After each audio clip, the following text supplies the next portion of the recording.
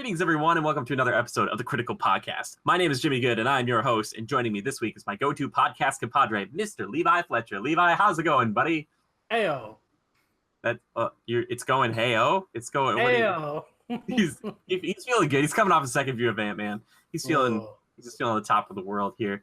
But hey, yeah, hi, everybody. How's it going? Thank you so much for tuning back in. To all of our Legionnaires who are here every week, welcome back. And to anybody joining us for the very first time, we talk about movies, games, and TV shows. And this week, we're going to talk a ton about Ant-Man and the Wasp. Don't worry, that's going to be later in the show. Man, I'm losing it. I don't know why. Anyway, all those time codes will be down below in the comments. But if you want to skip ahead to certain segments of the show, feel free to do so. But before we get into it, got to talk about some news, Levi. News, I know how much you love news. You love that sweet, hot, fresh news. And we got some really fresh news here coming from Netflix.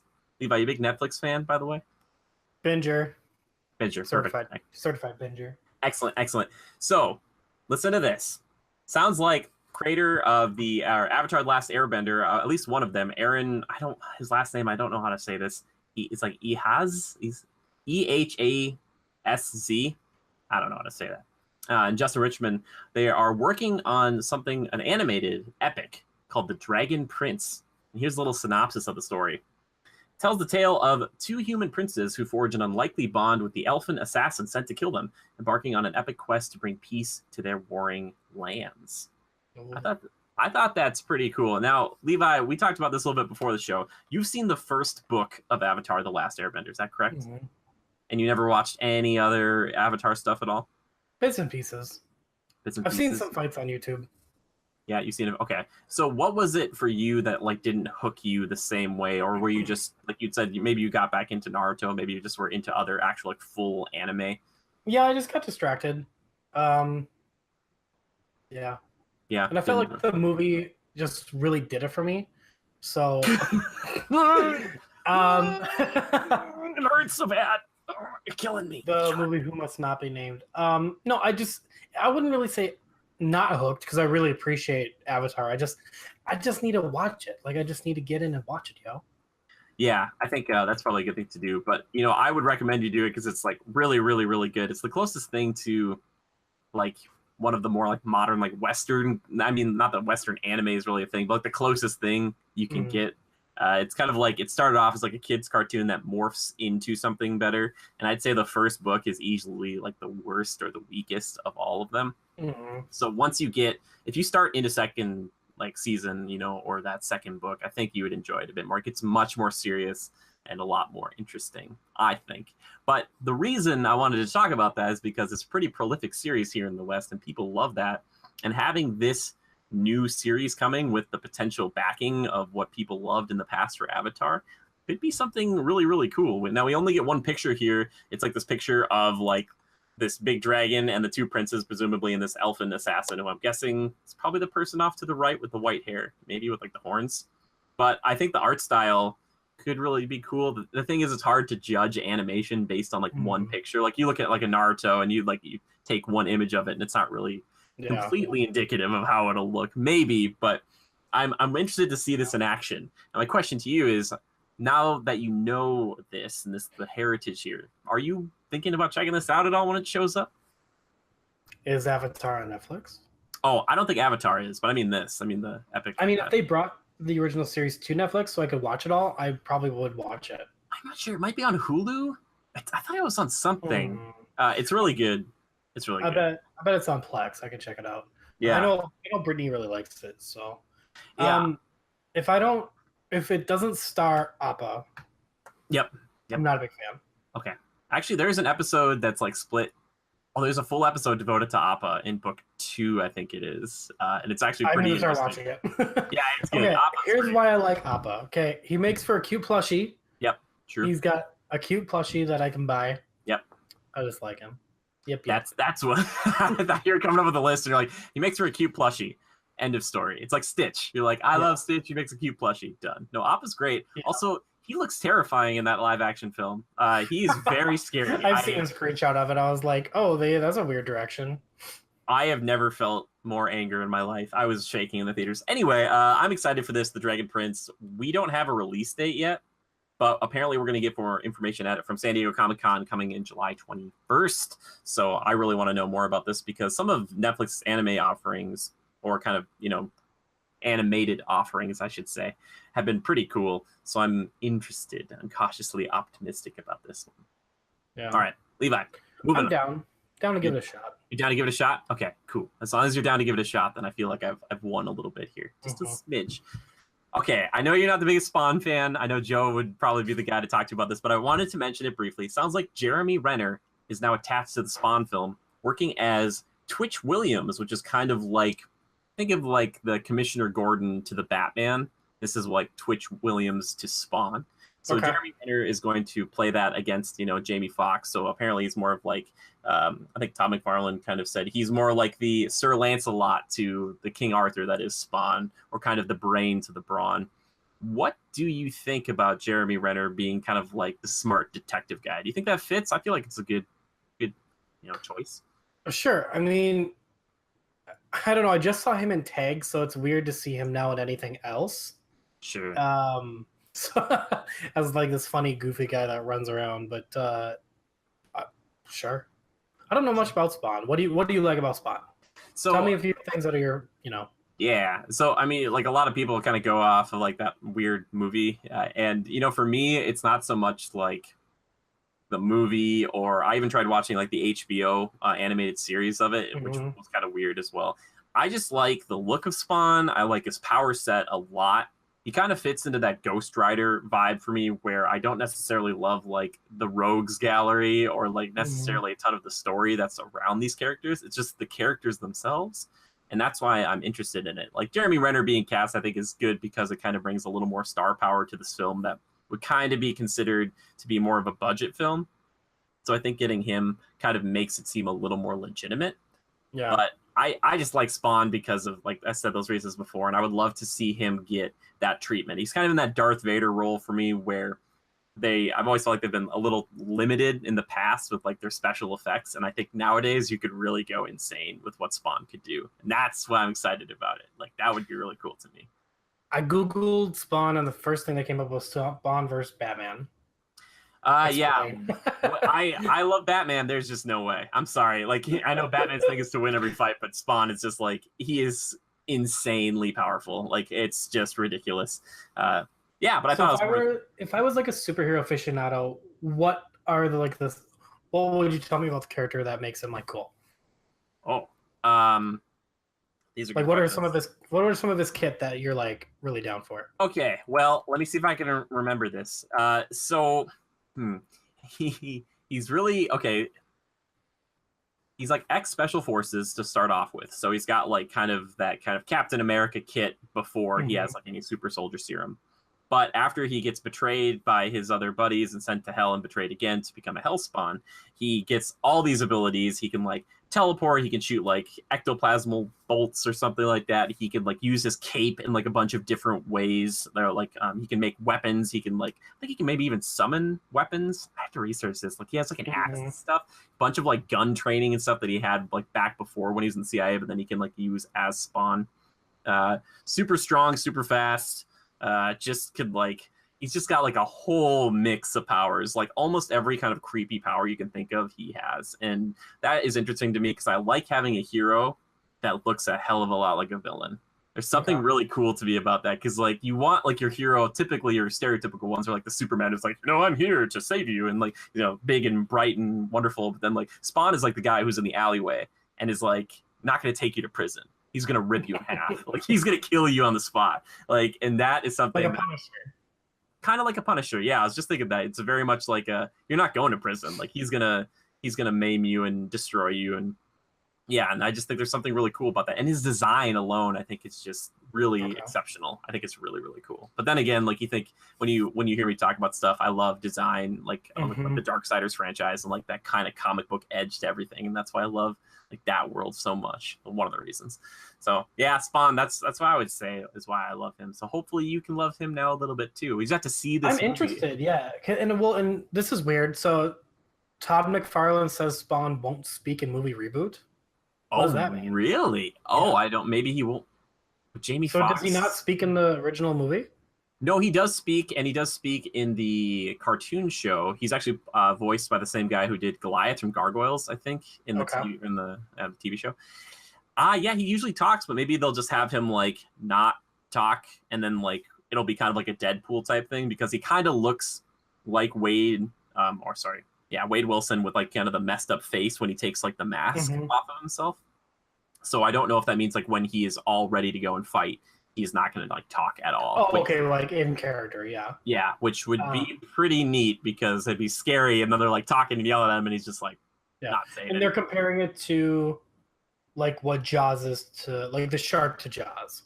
Oh, sure, yeah. So it's kind of like, yeah, he's there. He's like a force of nature at that point. Interesting. Yeah, I mean, yeah, I'm definitely interested now. It's who is this DC? I don't know. So that's the weird thing. It's kind of, I forget if he's where he's at, but he's like a free agent. Okay. It's very interesting. And they have had like Spawn versus, and they have like had Spawn versus like other superheroes like Batman. I think they've actually had him fight. But he's kind of going off and do his own thing. And Todd McFarlane apparently helped co-create Venom, or was one of the people back there who helped do that. And he was saying that if Sony distributed Spawn, that he would love to see a Spawn and Venom crossover. Oh, which I thought was interesting. I thought it would be kind of cool. I don't know how you do that, and if you ever want to put Venom in the MCU, if you put Spawn in the MCU, or Disney's just like, oh, we'll just buy Spawn. You know, like I don't know where all that stuff lies right now. I'm not sure what affiliations he has, but yeah, Spawn is really cool, and I just wish he would get another chance because that old movie is not great. I just can't get over Clown. That thing freaks me out. Yeah, for sure. That is very not wonderful, I would say. And again, I'm not a huge fan of like their rogues gallery. I don't know about the other demons that he's fought, but like Spawn has become like God in his own universe. It gets really insanely out of hand, but he's a very cool character. Yeah, I'd love to see it on the big screen in a cool way, even if it's budgeted. You know what? If they have to do that, do it Jurassic Park style. You know, hide him in the shadows, have the eyes, make him cool and crazy. And another thing they talked about too is when they make this film is that they're hoping to just kind of get into it. They're not going to do like a whole backstory and stuff. It's like they're going to try to jump right into the action, which I was like, oh, I respect that. Thank you. All right, Levi, last bit of news here as we're moving on, unless you have anything else you want to say about Spawn. No, I'm interested. This is great. Yes, and I'm interested to know if anybody else in our Legionnaires and the Legion is actually interested in Spawn. I know a few people are, but I want to know who else is. Last thing I want to talk about, Disney released a bunch of information about their upcoming dates for their films and whatnot. And Indiana Jones 5 is getting pushed back to 2021. Issues with the script. Levi, I know you're depressed. I know you feel so bad because you love Indy so much. Which, by the way, when this releases, I think Harrison Ford, they said it was going to be just south of being like 79 years old. Oh, Jesus. It's like, oh my gosh. Incredible. I could be wrong on that, but that's what He's not in this film. Is he? Yeah, I think he's starring. Isn't there like a new Indiana Jones? Wasn't there like a new younger guy? So Shia LaBeouf was in the last one, and they kind of hinted at the very end that he could take up the Indy mantle, and then Indy was like, nope. Like, which would have been. It still was Harrison for 4, huh? Yep, it was Harrison. I didn't see that movie. I think even you told me not to see that movie. Yeah, it's a skip. Yeah, no thank you. But anyway, I thought it was kind of interesting, and you're not the biggest Indiana Jones fan. Have you seen all the other 3 previously? Yeah, I'm not a hater. I think it's cool. Like, I remember watching it with Steve McQuay. Like, I think one of my favorite parts, you know, as is a lot of people's, is that swinging sword bit, and then he just shoots him. Like, I love that style about, you know, Indiana Jones, and it gives Harrison more freedom to be a fully fleshed out character than just Han Solo, I feel. Yeah, I wonder. Han, so seeing him, you know, I'm not a big fan of Han, so seeing him in that role is a lot cooler for me. Yeah. Now, I don't remember if this is actually true or not, but I heard a while ago that he was actually sick on set that day, and instead of fighting that guy, he just jokingly took out his gun and shot him, that sword-wielding guy. And I thought, oh, that's a really fun little joke that like he just worked into his character. And I agree with you. I've always thought Indiana Jones is a much more fascinating character than Han Solo. He's got this dichotomy to him, which I love that in characters. If you've never heard me say it before, I always like. We'll talk about somebody later on who's got a cool dichotomy, but I just love that he can be this cool, like, he's kind of a rogue, but he's, you know, he's trying to secure stuff for the museum, and he always keeps that in his mind. And then like back at like the university, he's this kind of stuck up kind of nerd almost, where he's just kind of like, yeah, just like I want to get back out in the field, and this is my day job. And I love seeing the interplay between those two worlds. I think that's really fun. So I wanted to talk about a few other things quickly talked about here. Sounds like Jungle Cruise, Dwayne Johnson's Jungle Cruise, set for October 11th, 2019, which, man, interesting time of the year for that to pop up. That's totally fine. And Maleficent Jungle Cruise. So based on a Disney attraction, because why not shoot for this once again? Let's see. Pirates of the Caribbean made it really, really cool. The same year that Haunted Mansion came out. Haven't seen a sequel for Haunted Mansion. Probably never will. Where Pirates like just crushed it. I think so. Tomorrowland is kind of based on the land, but not really of the Magic Kingdom and Disneyland. I don't know if they've done a full ride like attraction for a film once again since like Pirates. I'm trying to think of one. They've done the Tower of Terror, which was just like a made-for-TV movie.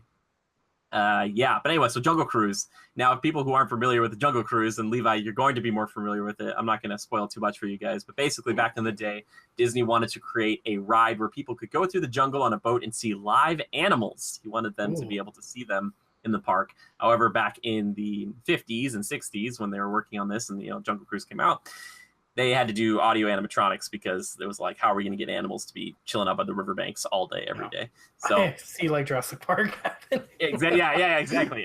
And well, then eventually that dream was realized at Disney's Animal Kingdom, where you can actually go on a safari and see living animals. So Levi, when we're there, I'll show you. I'll be like, this is what it used to be, and this is what Disney wanted it to be. But the one thing that's interesting about this is that the Jungle Cruise is a comedy. You go on this ride, and the skippers there, the people who are driving your boats, they are all jokesters. Horrible, horrible jokes, but pretty fun, just to enjoy them. Anyway, so I'm guessing this will be a comedy, kind of like Jumanji. I don't know. The Rock just keeps doing these comedic jungle films. Totally fine. He likes animals. Maleficent 2 set for May 29th, 2020. Any love for Maleficent, Levi? Did you like the first one? I thought that her character looked cool. I never saw it. Okay, yeah, it's fine. I heard it was a pass.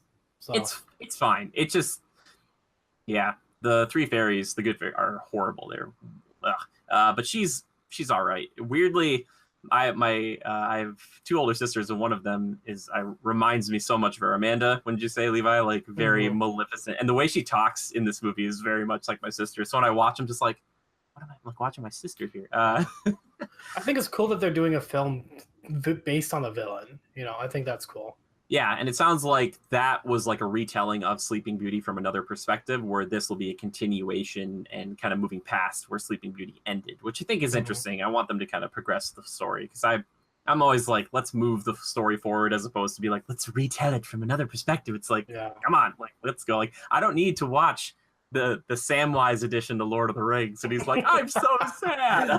I'd pay to see that, actually. Okay, I mean, yeah, I would, because it's anything. I'd watch 9 different perspectives of that film, and they're like, Boromir's perspective gets really stupid after the first one. Oh man, that's dark right there. Anyway, moving on. Let's see what else. There's something else. Oh, they renamed Ralph Breaks the Internet Wreck-It Ralph 2, which is a very long title, to just Ralph Breaks the Internet.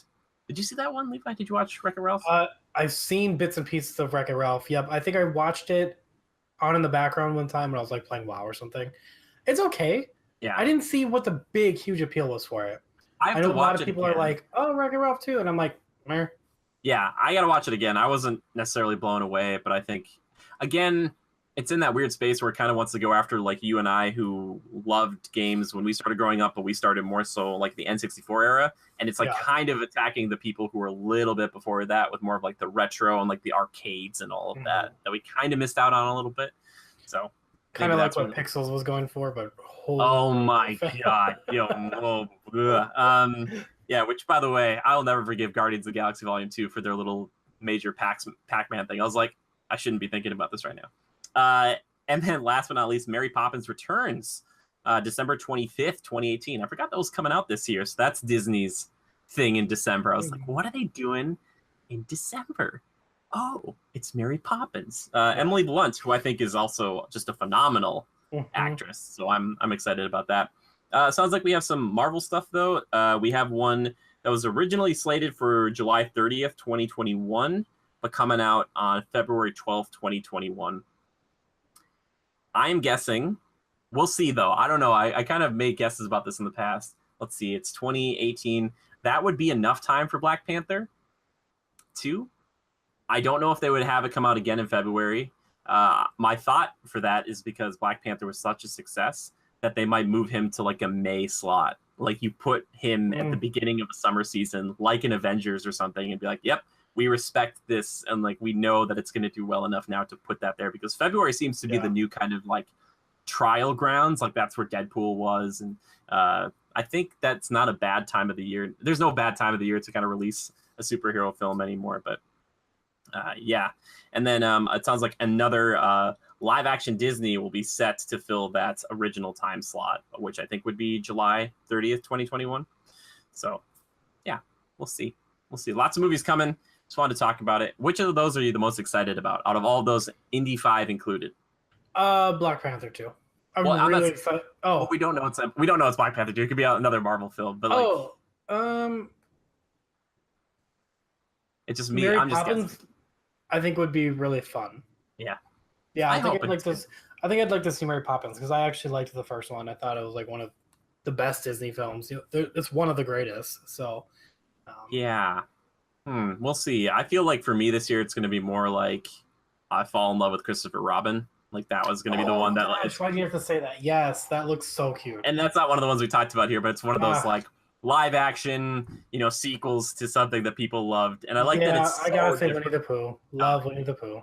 I have a special heart, or a special place in my heart, a special heart within my heart for Winnie the Pooh. I love Winnie. Oh my god, I've always loved. I love that he's the leader, but he's an idiot. I was talking about this with Ian recently, Levi, that I've always pictured, especially in the theme parks, if Mickey was like the leader, and then there was like the other groups of like the Muppets and like Winnie the Pooh. It'd be like so it's like Mickey meets with Kermit and Winnie the Pooh, and they're sitting at a table and they hang out from time to time, and like Kermit and Mickey are kind of going over the numbers and trying to figure out what's best at the park. And there's like, hey Pooh, what do you think about this? And he's just eating honey, and he's just like at the bottom of it. And he's like, oh bother, like he's just he's never in the game, but he's just always there to represent the 100 Acre Wood. Yeah, I love Winnie. Winnie's fantastic. Yeah, well, I think that's gonna do it for all of our magical news here today, Levi. So that means we get to talk about Ant-Man and the Wasp. Now, before we get into spoilers and before I flip the old spoiler switch right over here, we're going to talk about it spoiler-free for now. Levi's going to talk about his thoughts. He's seen it twice now. We're not going to spoil anything, but if you want to look up the time codes to avoid spoilers and stuff like that, please do so down below, because I don't want to spoil it for anyone who hasn't seen it yet. I also did a review of it, so please check that out right over here and share it around if you enjoyed it, because I turned that review around pretty quickly, but I has a lot of prep time and stuff. I'm trying to get these reviews out faster because I'm like up to like Friday like at 2 a.m. I'm like I'm like, I'll get this out. Get it done.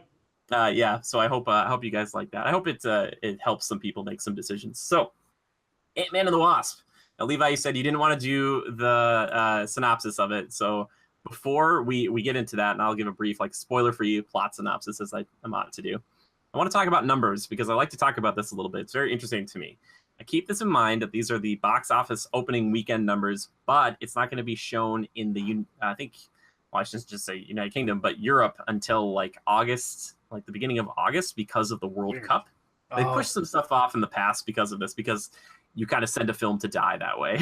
Like, and it's like no one's watching. So do you want to take a guess at how much it made this weekend? I know it's kind of hard to. 86. 76. Oh, that's close. Very close, pretty close. Yeah.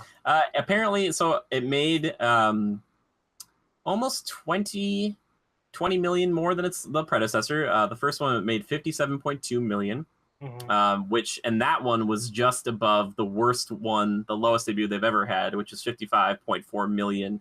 Can you guess which MCU film made the worst or the lowest in all MCU history? And think back to the beginning.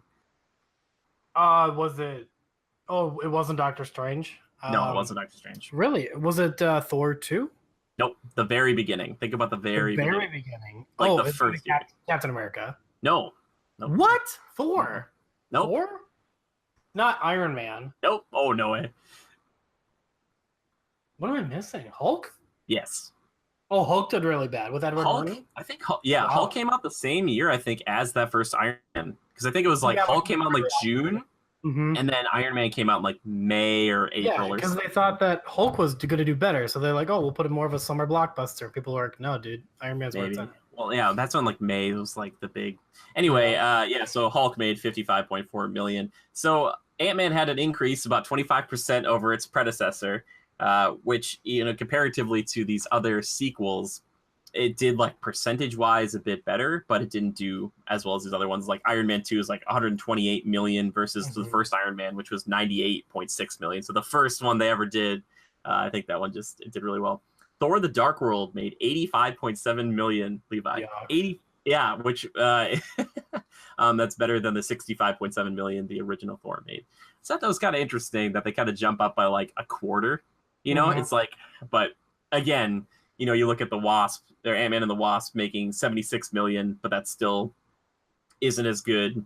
Just for America, that's pretty good, actually. So I mean, yeah, or like the North America area. But yeah, I thought that was pretty interesting. But apparently, let me just make sure. Oh yeah, and it also did pretty well. Or foreign besides domestically, 85 million overseas. So a worldwide debut of 161 million. So that ain't bad, especially for a sequel to a film that not a ton of people seem to be super excited about. So. And Black Panther, as of May 22nd, 1.344 billion. Yeah, that one did very well. Yeah, and I wouldn't be surprised to see that one when that sequel comes out in 2021. Just calling it now. It's always like a 3-year thing. That one's gonna do bonkers. Like you could put that thing on Christmas Day, and I still think you'd probably make a ton of money from it. You'd just be like, put it out whenever, which is great. That's really cool because it's a good film. Anyway, Ant-Man and the Wasp. So, non-spoilers. A little spoiler-free review. 2 years after the events of Captain America Civil War, which people should hopefully know Ant-Man was a part of, we see that he's on house arrest. Our boy Scott Lang, he's at home, and he's bored out of his mind. He hasn't talked to Hank or Hope Pym. He's just been chilling at home, and he's got a few days left before he's going to be freed from this house arrest and just be a regular person. And it's like, oh, great. What has happened? Hopefully nothing bad. And then, like, of course, bad things happen just a few days before he gets off house arrest, just to keep things interesting. So there's a few different individuals who are kind of after some of Hank Pym's technology, and they need Scott to help them out to evade these people whilst helping out with something else that is a tie-in from the first film dealing with the quantum realm. I think that's pretty good without spoiling anything, right? Yeah, I'd say so. Mm-hmm. Yeah. So, Levi, give us your thoughts. Spoiler-free thoughts. Fantastic, briskly paced Marvel movie. Humor is top-notch. Acting is top-notch. The charisma between the actors and actresses is top-notch. Honestly, just a really fun movie. I went into it with kind of lower expectations. I think I told you because I wasn't a big fan of the trailers. I thought they were kind of a letdown. And we walked out of that movie like just grinning from ear to ear, like, what a fun movie. It was great. So upon second viewing, do you feel like a lot of the jokes still landed for you? Were you still laughing a lot? Yeah, and the theater was still pretty like, I don't know if it was because of the theater around me, but it was still funny. Okay. And a lot of the jokes still held up. Action for you. This movie is more focused on the comedy rather than the action. Did you still enjoy that, even though it's not as crazy or bombastic as other Marvel films? Yeah, I mean, I think what keeps it fresh is because it's not all just like action like Infinity War was. It was, it's got the comedy, the relief in there, and then they throw in the action, and they're very sparse with it, but it's put in the right places, and it keeps the movie moving on track. Sure. Is there any favorite like character or actor for you in this film that you were like, man, I can't wait to see them upon the second viewing? You're like, oh, sweet, I get to see this person again, or was just everybody? You just enjoyed everybody equally? I really like Lawrence Fishburne. Yes, me too. I like his character a lot. I can't wait to see more of him. Very impressed, and I was thinking this like throughout the whole movie. Evangeline Lilly's character development is so much better than what we saw in The Hobbit and what we saw in Ant-Man. She's come a long way. She's doing a lot better. Yeah. Her fighting style, I was like, man, she's just like Black Widow but cooler, and more sassy in a better way, and she stands on her own a lot better than Black Widow does as a heroine. Yeah. And I say that because she feels like she has more depth to her. Yeah. I don't know why. I mean, we've seen 6 movies now with ScarJo in it, and I relate more to the Wasp as a heroine than I do ScarJo, honestly. Well, I think a lot of that has to deal with the fact that, like, you look at Captain America: Winter Soldier, where that was kind of like her Ant-Man and the Wasp, where she was another like main character, but then they didn't right away like spin it off to have her do her own thing. She just became like, oh, the love interest for Banner, and like she didn't really do anything else. And I think this movie, in the title, and she is, I would say, equally the star as Ant-Man. I wouldn't say she completely overpowers him. You know, as far as like abilities, yes, yeah, she does. She's like a better fighter, but I think they complement each other super well. I think so too. I think so too, for sure. She definitely deserves to be in like the title instead of just being the Ant-Man like sequel. It's great that they're calling it Ant-Man and the Wasp because they really do both shine really well. I remember being kind of like disappointed at first that Hank Pym wasn't going to be like on the Avengers, but I think kind of having like that older generation of superheroes that have already existed and having Scott come in and just be like, have this ability, you know, this technology and stuff, and not necessarily know what to do with it, and hope know exactly how to use everything and be like super coordinated and intense. I think it's a really nice balance between the two. Absolutely. Yeah, their chemistry is also their chemistry is pretty good too. It's not like overdone. I think that's really nice as well. It's not like too much. And something I noticed, like just from watching this again, is, and I kind of mentioned this to you the first night too, this movie is starting its own little Guardians of the Galaxy, its own little Avengers baby, like its own little Avengers flower. They've got their whole crew here. They've got, you know, Ant-Man, the Wasp. They've got Goliath. Is it? Yeah. Goliath, and then we've got Ghost now, and we're having the sidekicks, so you know, which all like from the X-Con, and we've got Hank, and now we've got Michelle Pfeiffer. Like they got their own little Avengers baby thing going on. They've got their own little universe starting. It seems like, you know. I think all of them are going to do that. It kind of reminds me of what like the Arrow and Flash and that whole universe did. It's that like, if you ever watch those shows, they're all like the same show where there's like 8 different people on the team at any time. You're like, why are there so many people on this team? It's just like everybody likes to have that team dynamic. You got like the computer person, then you have like the gruff like army person and stuff. It's like you all fill a specific job, which I think is totally fine. And I wouldn't mind seeing that though eventually. That's why I like these movies that, you know, it's hard for me to watch just like Iron Man be by himself. So that's why when they got like War Machine and stuff like that, I was like, oh, this is a little bit better, because you hate to see these characters interact with other people from like the Avengers and then be completely alone. And that doesn't necessarily make like, you know, I don't look at that as like a negative thing too. I don't think that Ant-Man has to stand on his own. I feel like he's just as fine with his, you know, with his backup cast. And yeah, I think he was so expertly used in Civil War, kind of like Black Panther, that he was just like, there was just enough of him. However, in this film, like Black Panther, I didn't feel like there was too much, like especially with him. I feel like Paul Rudd does such a heck of a job, just like in everything he does.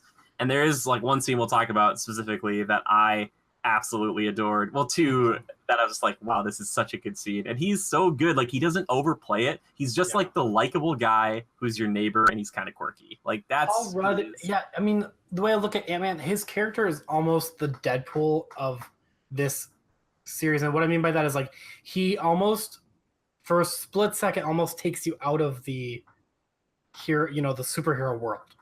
And not in a bad way. He breaks it. You know, he's got the comic relief that really breaks the mold. Thor's got it, so does Robert Downey Jr. They have their thing, but he really like is so goofy, and you're like, oh man, Paul Rudd is a superhero. Like, but he does it and he breaks it a little bit to make it his own, and really like without breaking the fourth wall like Deadpool does, but really makes you realize like, yeah, he's just an average guy, you know. It's like with Thor more so now, and Iron Man at the beginning, it's like comedy where like the support beams, but for Ant-Man, it's like the central pillar.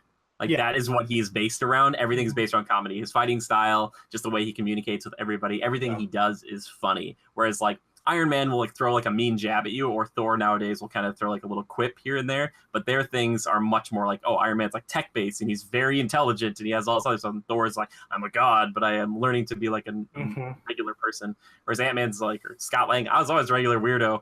comedy was just the way I dealt with all the weirdness in my life. And now he's like, now I got superpowers. So yeah, you're definitely right. He does kind of have like a Deadpool vibe. Spidey kind of has that too a little bit. And I love that it's like the bug guys, bug quote unquote, there's different things there, but that they're the fun ones, they're the fun guys. Like, oh, that's great. Well, it bums me out looking back on Infinity War because they were like, oh, there's a Spider-Man. It's like, why couldn't you be like, oh, there's an Ant-Man too? Like, yeah, they do that at one point. Do they do that? Okay, yeah, I couldn't remember. Oh, who says it to him? I think it's Mark Ruffalo. I think Banner says at one point, he's like, where are these? Like, what? There's an Ant-Man. He's like, what? I think they say that. Yeah, because it's like, oh, they got all these weird kind of arachnophobia striking the Avengers. No, yeah. But anything else you want to say? Spoiler free as we go. Would you recommend this to people? Oh, I would absolutely recommend it. I mean, I feel like it's definitely the right kind of humor. If you were kind of thrown off by the cheesiness of Thor Ragnarok, then you will love this film. They do the humor the right way. They do the movie the right way. It's got the best pace out of all the Marvel films so far. It's just really taking on its own. I love the little universe that's blooming from this movie, and I can't wait to see more. Yeah. By the way, do you like the visuals, like in the quantum realm and all the other stuff they were playing with, like ghosts? Yeah, I was afraid that it was going to be cheesy, but they pulled it off in the first one, and they pulled it off in this one too. Mm-hmm. I'd say, I think that you should go see it. Anyone should go see it. I'd say this is the closest to being like almost like a PG film too, because you could take your kids to this one. Like, they don't swear too much. Like, it's just like if The Incredibles is here, like I noticed it's right here, like it wants to be. And out of any Marvel films, I'd say this might be one of the safest ones to bring your kids to. The FBI director, he wants to swear, but he just keeps saying like, "Oh, fiddlesticks." Yeah, exactly. Like, they all want to, and I think it's even a little more family friendly than the first one, even because they do some kind of bad stuff in that one. But yeah, I would highly recommend this film. It's an easy, like you said, breezy, brisk film that you just can really not have to worry about. And while it doesn't really completely stand on its own, because you kind of should see Civil War before you see this, or maybe even Avengers: Infinity War, if you're worried about like end credit stuff, then yeah, that's the only mark against it. I was having such a hard time when I was writing that review, like thinking, okay, what's bad about this movie? I'm like, the cast is great, the writing is great, the action's pretty good. I was like, man, it's all really good. I was like, there's gotta be something. I was like, that's it, So yeah, there's really not a lot going wrong with it. I mean, it's kind of like Marvel just keeping the superhero franchise alive without keeping it from getting fatigued. Yep. And a nice change of pace after Infinity War. Which is like, they did it smart. They came out with Black Panther, an origin film, went right into one of the biggest sequels in movie history, and then hit us with this. Yep. All right. Well, Levi, without further ado, flip it, baby. I want to flip the switch. Here we go. Okay. Wasn't so bad. What is getting on your face from this flip switch? The sparks are coming off. Haven't you watched our high def like special effects? Haven't you ever watched the podcast back? Of course I have. For people who haven't seen it or just listening, there's definitely sparks and there's a little noise and everything. It used to not be anything before, and now we've got that. So thanks to our patrons over at patreon.com/criticalreviews. Anyway, Levi, where do we start? Where do you want to start with this thing with spoilers? Oh, is there anything in particular that you want to just like get out in the open right now?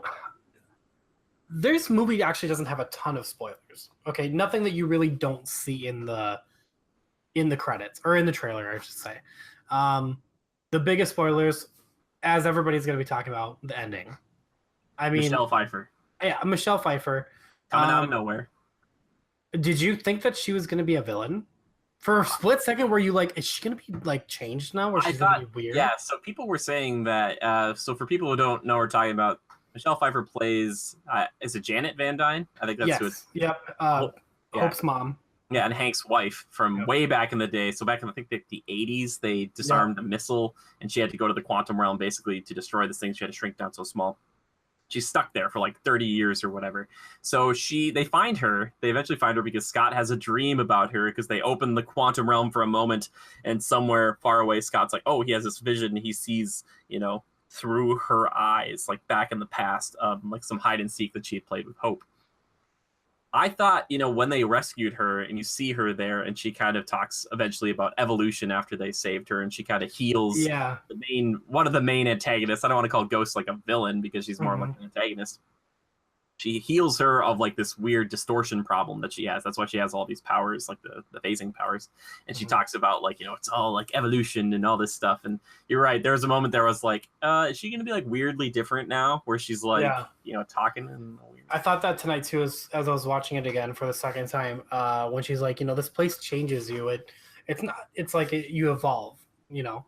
And now she's got like this power. She's got like this quantum power that very reminiscent to Doctor Strange's powers too. Like, I wonder if they're gonna really bring that into the fold of like, it's actually not magic, it's just manipulating the quantum realm. Like, I don't know, but could be that. I think, you know, they talk about that at the post-credit sequence, that they have to go in and get more quantum energy. So I don't think she still has that anymore. I think they have to go and get more of it, because he says like, oh, I have to go in here and get that for our pal Ghost. You know, she ran out of her quantum supply, and we're gonna have to go back in and get some more. So maybe, and that plays into the rest of this, which is gonna get into like Avengers 4 spoiler stuff. All right, Levi, are you ready for this? Let's do it. So, because at the end of this film, Scott gets trapped in the quantum realm. Now, did he get trapped there because he wasn't one of the people in the snap, you know, or was he just safe in that area? But basically, you see Hope, Janet, and Hank Pym all turn to ash, which in our theater, we had audible gasps from at least one person, if not two or three. People were like, like after a film where everyone was laughing, it was like, oh, God. It's like really sad. And if you didn't know what that was, it'd be like, what happened? So the thought and the theory going forward is they're going to use time travel and the quantum realm to go back in time and fight Thanos amongst all like some of the other films, like the first Avengers and stuff. I think that's a really cool idea, and it sucks that we kind of know that, but at the same time, it's like, oh, okay. She mentioned it for a brief second. I caught it right at the end. She said, "Don't get stuck in the time, whatever." Yeah, like a vortex. We won't be able to rescue you. Yeah.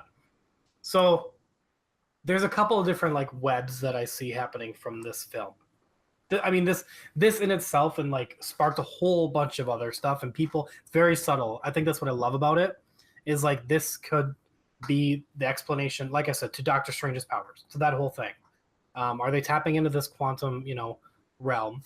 To the quantum stuff is now, like Sonny was saying, is now going to be the big hot item.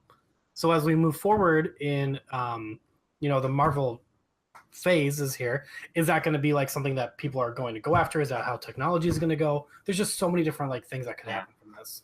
Because he said to her, he's like, that's where it's at. We don't care about, you know, God, what is it called? Downsizing, or what were they calling it? Like making like smaller weapons and stuff. Is that yeah? He's like we're not, or nanotech. Yeah, he's like we don't care about nanotech anymore. We don't care about this. We don't care about this.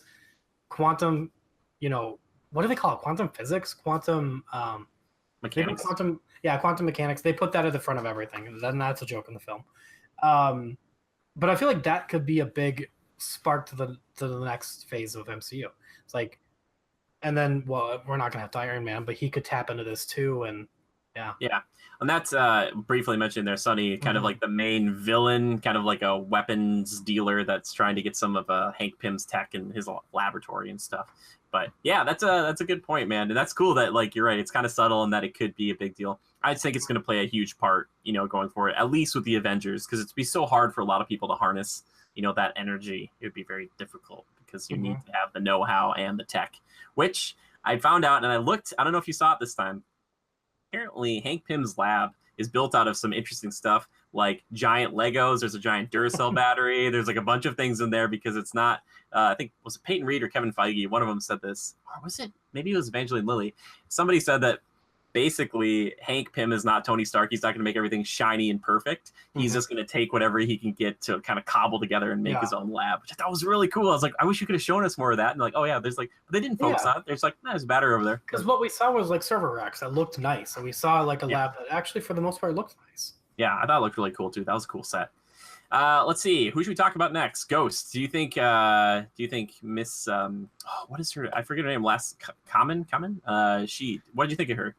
You know, being the villain turned, you know, kind of hero not hero, but not so much of a villain at the end. Yeah. I liked her. She had a purpose. You know, she was in pain. That's why she was trying so desperately to Get this. And sometimes during the movie, I was like, wow, I really forgive her real quick. But it's like, no, like Shield used her, weaponized her. She's pissed. She wants to be free of all that. She wants to get herself back together, and I understand that, and I think it's cool that Michelle Pfeiffer healed her. And yeah, I think it was the only issue I had with the film besides like it not standing alone is that her origin felt rushed, because like you and I talked about the first time we saw it, Lawrence Fishburne's character kind of is retelling that story, and it kind of makes it seem like she is his daughter, but this is not the case. Yeah, that was weird. Yeah, and that's because right after they talk about, because it's weird, they talk about Lawrence Fishburne being fired, and then they go in and then they're like, oh, her dad was fired, so you're like, well, that's the same guy. Yeah, not the same guy. Nope, completely different person.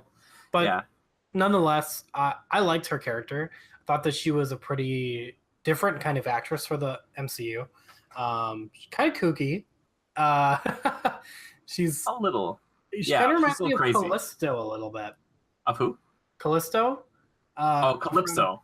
Calypso, yeah, from Pirates. Just like a little like on edge, kind of like she's British. Isn't she British? She's got that kind of like Rastafarian British, like Calypso kind of swagger to her. I don't know. That's just the vibe I got. Oh my god! The way she talks, you got to go back and watch the film and look for her. Watch her. Now, there's a part where she talks about being like an assassin for S.H.I.E.L.D., and they kind of show some of that stuff, which I think is really cool. Mm-hmm. I don't know how you do this. I'm not sure if it would work in the timeline. Could we get like a Ghost and Winter Soldier film where they're like assassins together for S.H.I.E.L.D. or something like that? That'd be so cool. That'd be cool. Yeah. Like, oh my god. Like you bring back Robert Redford and he's kind of doing like Hydra stuff. Oh, ooh, that'd be sweet. But I'd love to see Ghost be part of the team, because you're right. Like they're kind of getting little teams, and I would really, really like to see more, because not only does it add a new person to just kind of bounce off, but it also adds a new power to the group, which I always love. And, I realize this movie is set in a different city than Infinity War, but I would have liked subtle hints, like maybe like they're running by some TVs, and like on the TV it's like New York's under attack, or I would have liked subtle hints alluding to that. I would have liked that too. However, I just feel like then they would have just left, because they'd been like, oh my god, we need to go. Like they couldn't do it. Like they in Avengers, they kind of show that moment where it's like Ireland or Scotland or wherever Scarlet Witch and Vision are, and they kind of see that on the TV, and they're like, oh my gosh.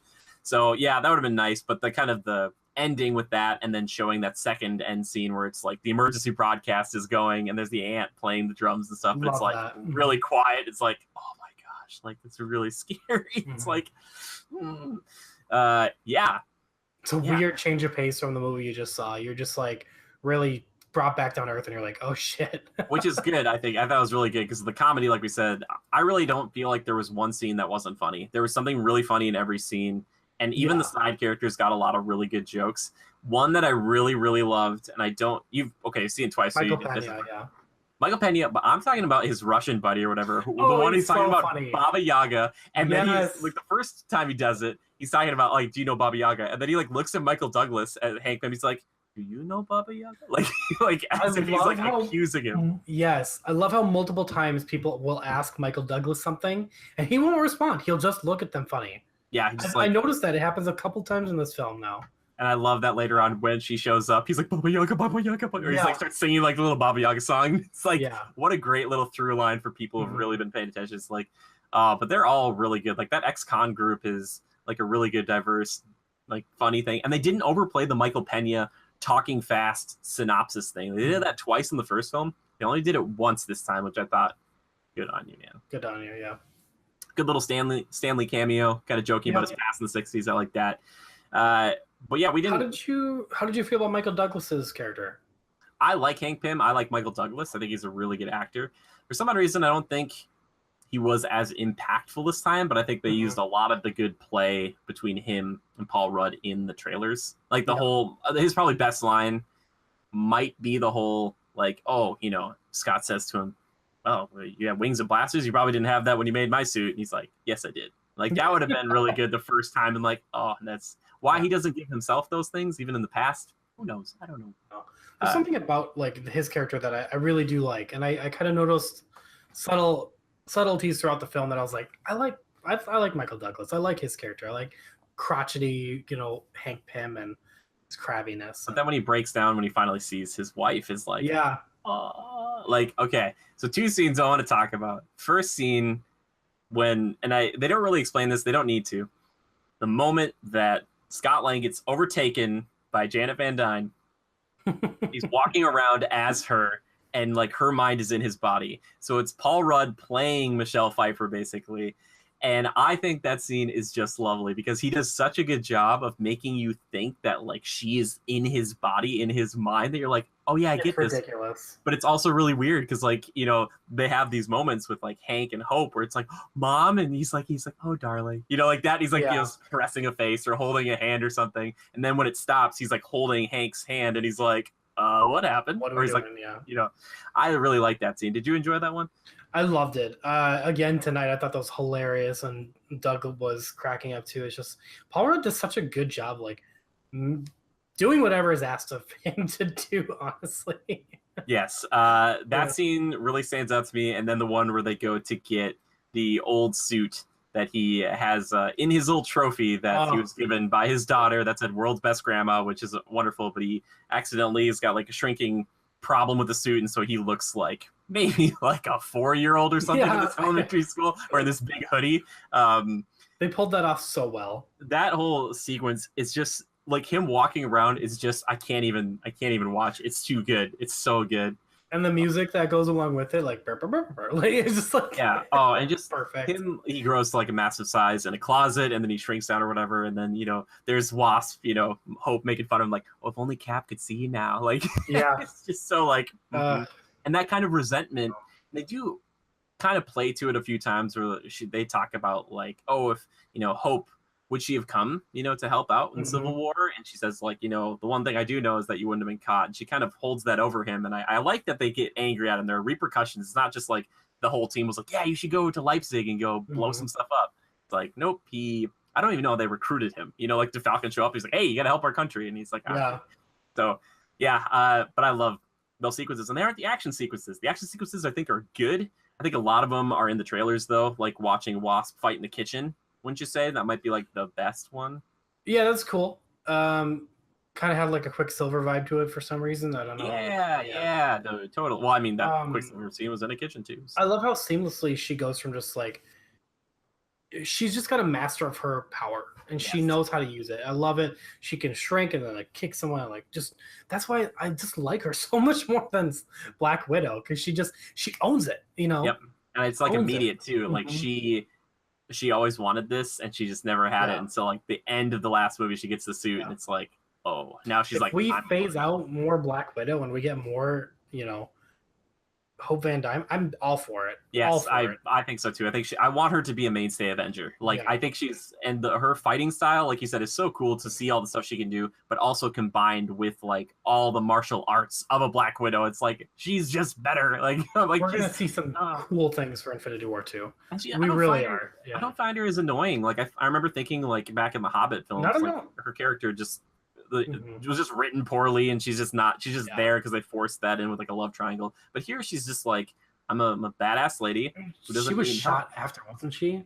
Like, weren't they done with the film and then like they shot her? You're right. They shot it all after, and she's like, love triangles. Yeah, and she's like, I need to come back and do love triangle, and they're like, we're sorry. But I think I don't want to say she's the standout, because I feel like Paul Rudd's performance is just so good that it's right up there with her, because she like steals the scenes with the action, but he's just all the comedy. It's like, it's so good. And Michael Douglas, it's like they have like a family. Like it feels like a legit family more than like Guardians. It's their own little universe starting. I love it. Yeah, it's great. Also, if we do get Janet back in there, Michelle Pfeiffer, I thought she did a good job. She wasn't in it much, but I thought it was cool to see like Hank finally be like a normal, not crotchety man. He was just like happy. He was just like so happy to see her. Like, oh thank goodness.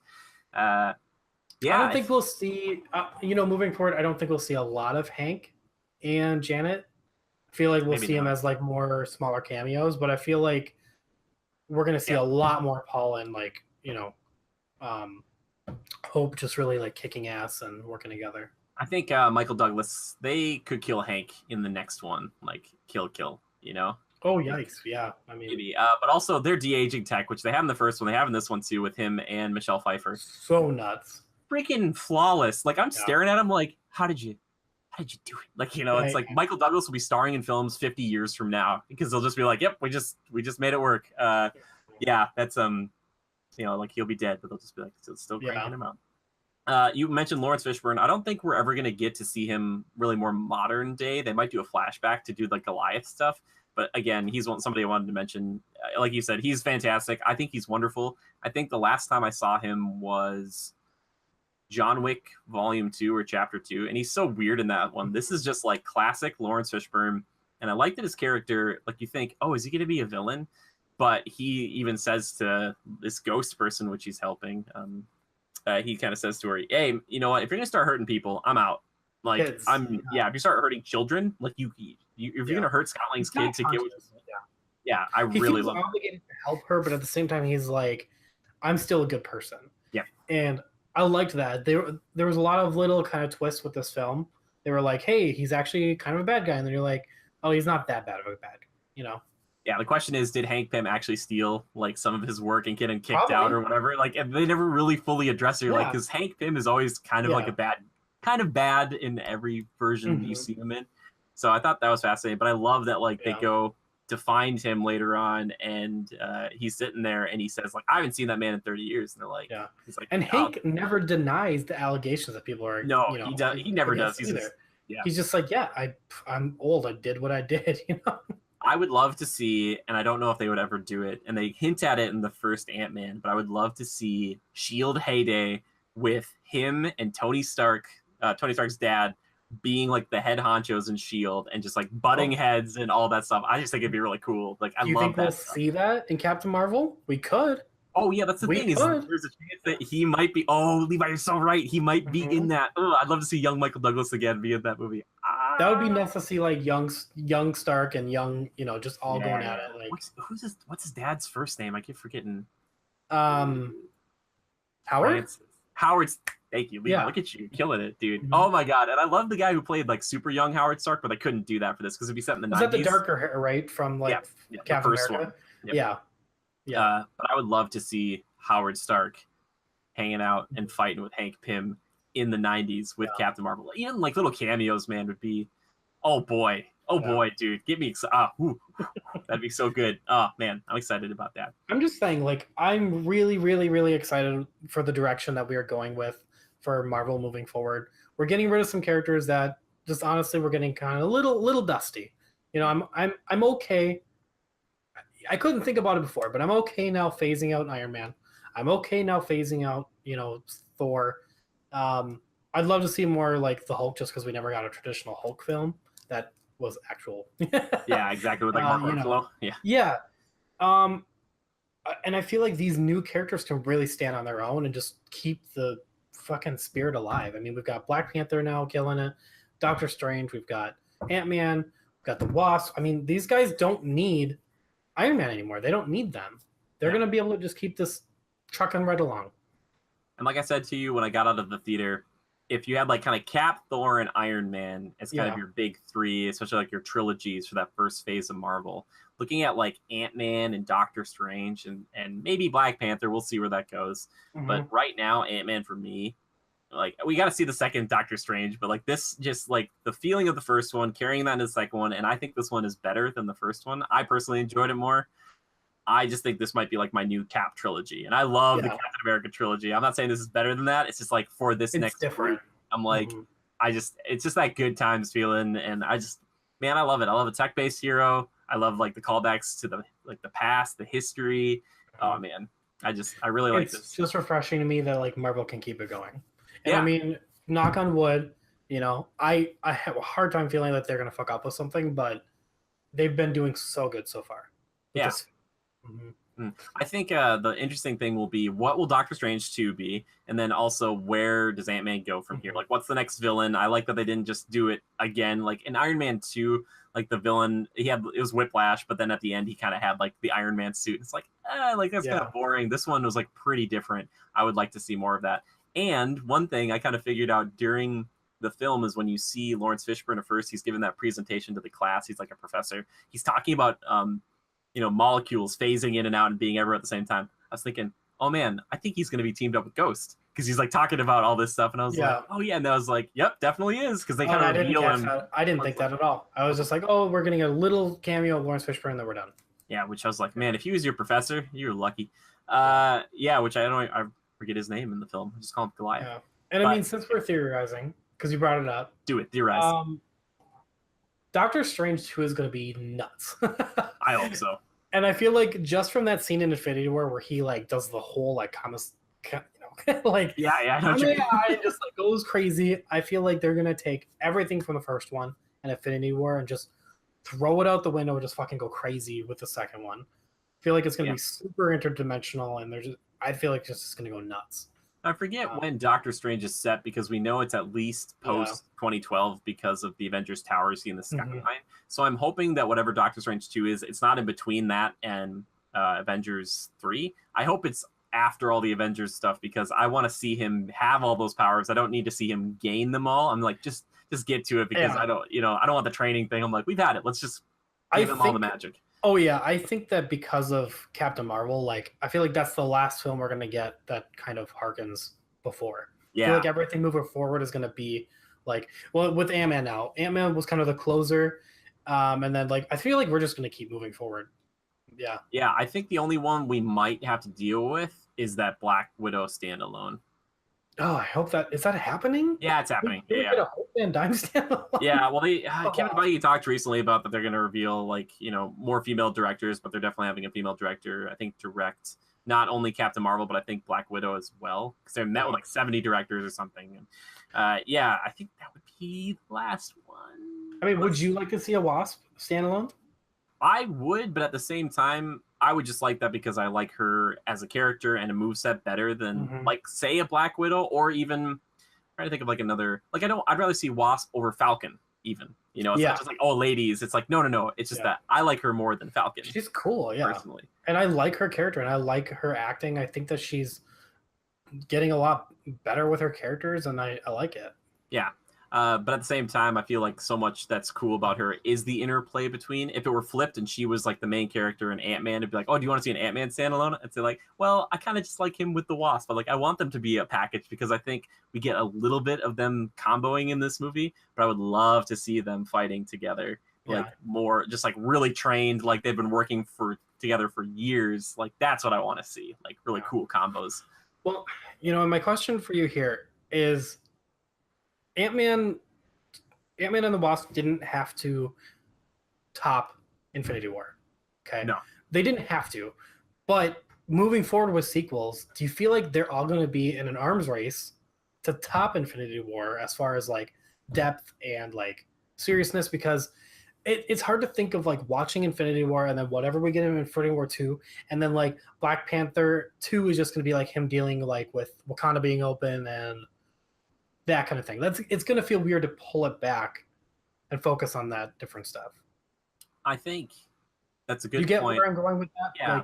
I think that's only something to worry about with subsequent Avengers films, because the Avengers films are always events. They're always like the tentpole moments. So I don't think we have to worry about that as much. I think of it kind of like this. Not that superheroes are even a genre anymore. It's just like movies, and then they have little like genres within them. I'd say Ant-Man is like the comedy. Like if you want to do a superhero comedy, it's Ant-Man.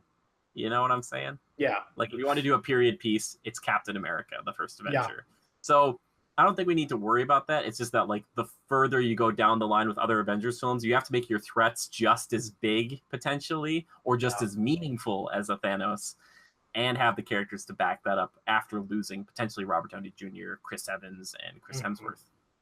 That's what I'm thinking. So they'll definitely scale back down. And I think that's what's going to happen, I think, with Spider-Man, because that Spider-Man's coming out like next July. And it comes out like, a month or 2 months or 3 months after that last Avengers. So that'll be a scaled down, very small, like this film, kind of like a small little story. So you feel like those are the three next year? It's Captain Marvel, then Infinity War 2, and then it's going to be Spider-Man?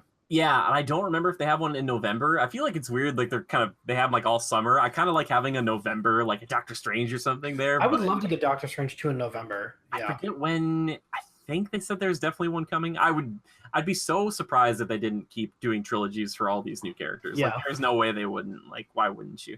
So yeah, I don't know, but I think those three, and that's huge because Captain Marvel will be the first female-led Marvel film that they're gonna have, and then 2 months later you're gonna have like potentially the biggest ever superhero film, because they'll probably bring all the heroes back together in a big insane fight. Like we'll probably look at this first Avengers, hopefully, or I should say Infinity War, and go like, that wasn't as big compared to this. Like that's what I'm hoping. That would be awesome. Yeah. There's like 70 heroes fighting Thanos. Be like, how are you coordinating all of this? Like, yeah, that's my hope.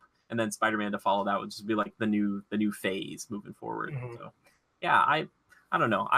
There's so many crazy ways. I think Ant-Man, I feel more consistently happy about, and I kind of know where that might go in the future. Doctor Strange could go anywhere. Like you said, it could be insane. But I honestly really do feel like this quantum power is going to play a big part. Yeah, I think so. At least in the next Avengers, if not, further Ant-Man stuff, because that's kind of where they're going. It's totally fine. Bring Ghost on the team. And maybe that might just be their thing, because Spider-Man has their own like technology problem with old Chitauri stuff going on. Like they have like that whole thing started. They got into that. That's for sure. Oh man, do we think Spider-Man's going to be Sinister Six? Do you think they do it? Is it too much for Spidey? I almost wonder if they're just going to make a standalone Sinister Six. You think? Well, I know that Sony talked about doing that.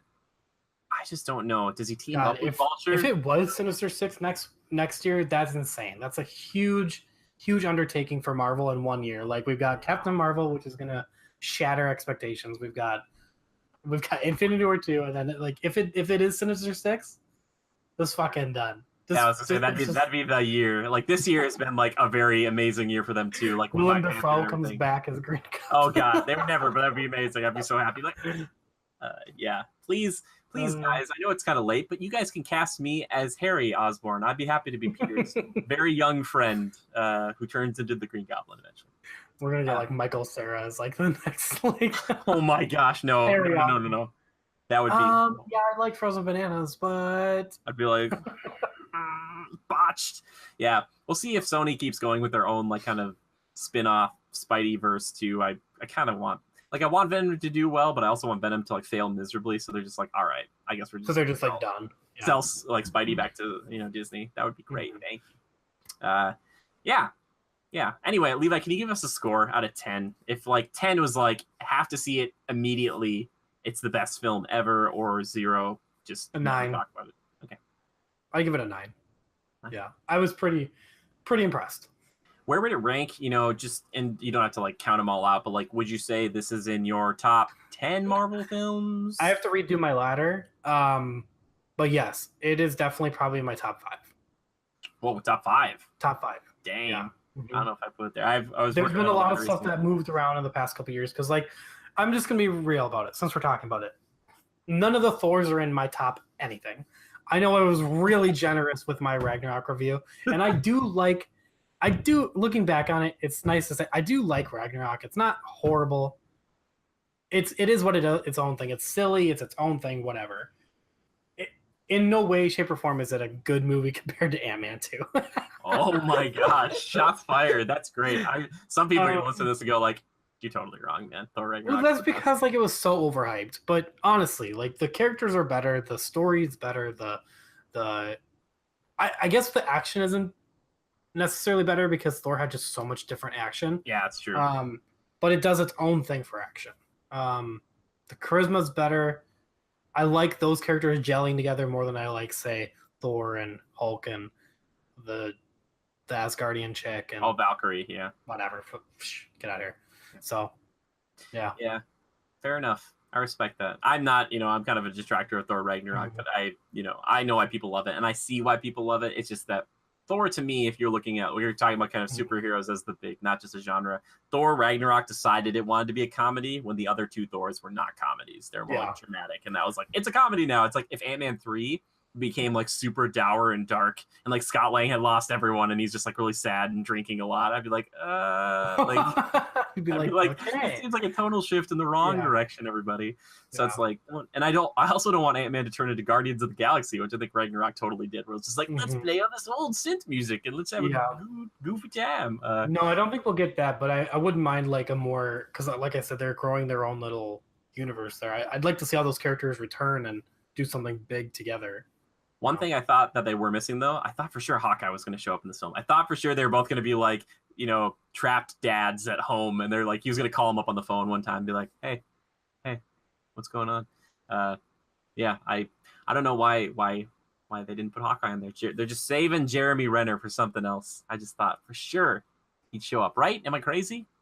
You're not crazy. Okay.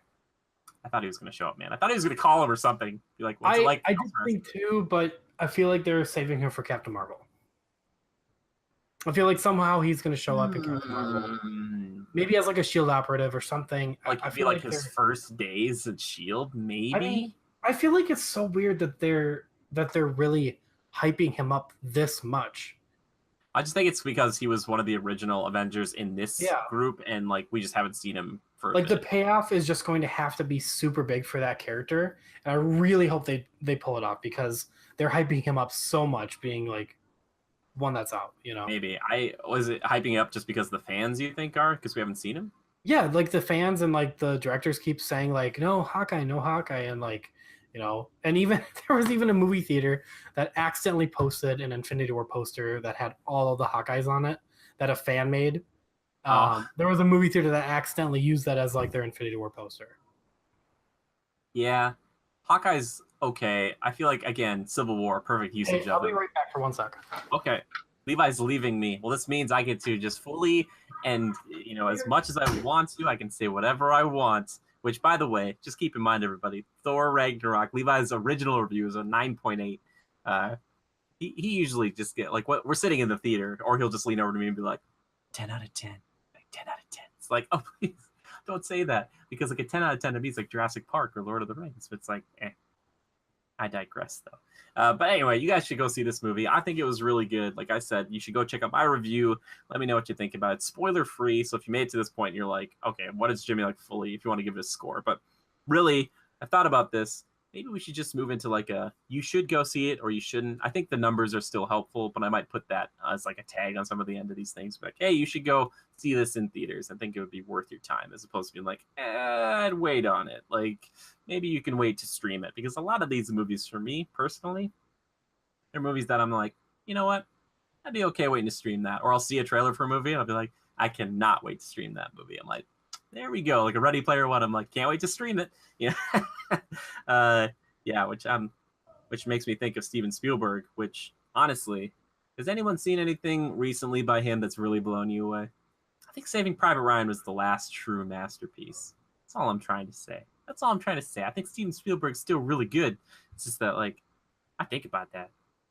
But Steven Spielberg direct one of these movies? I think he's going to direct that one of these, like, DC. It was like, not Nighthawk. Was that what it is? It's this story about these airplane pilots. No idea. I don't know. That's DC doesn't know what they're doing.